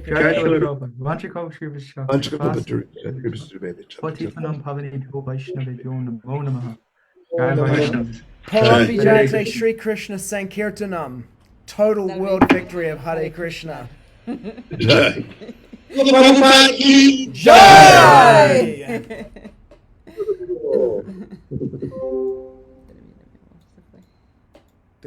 That was great.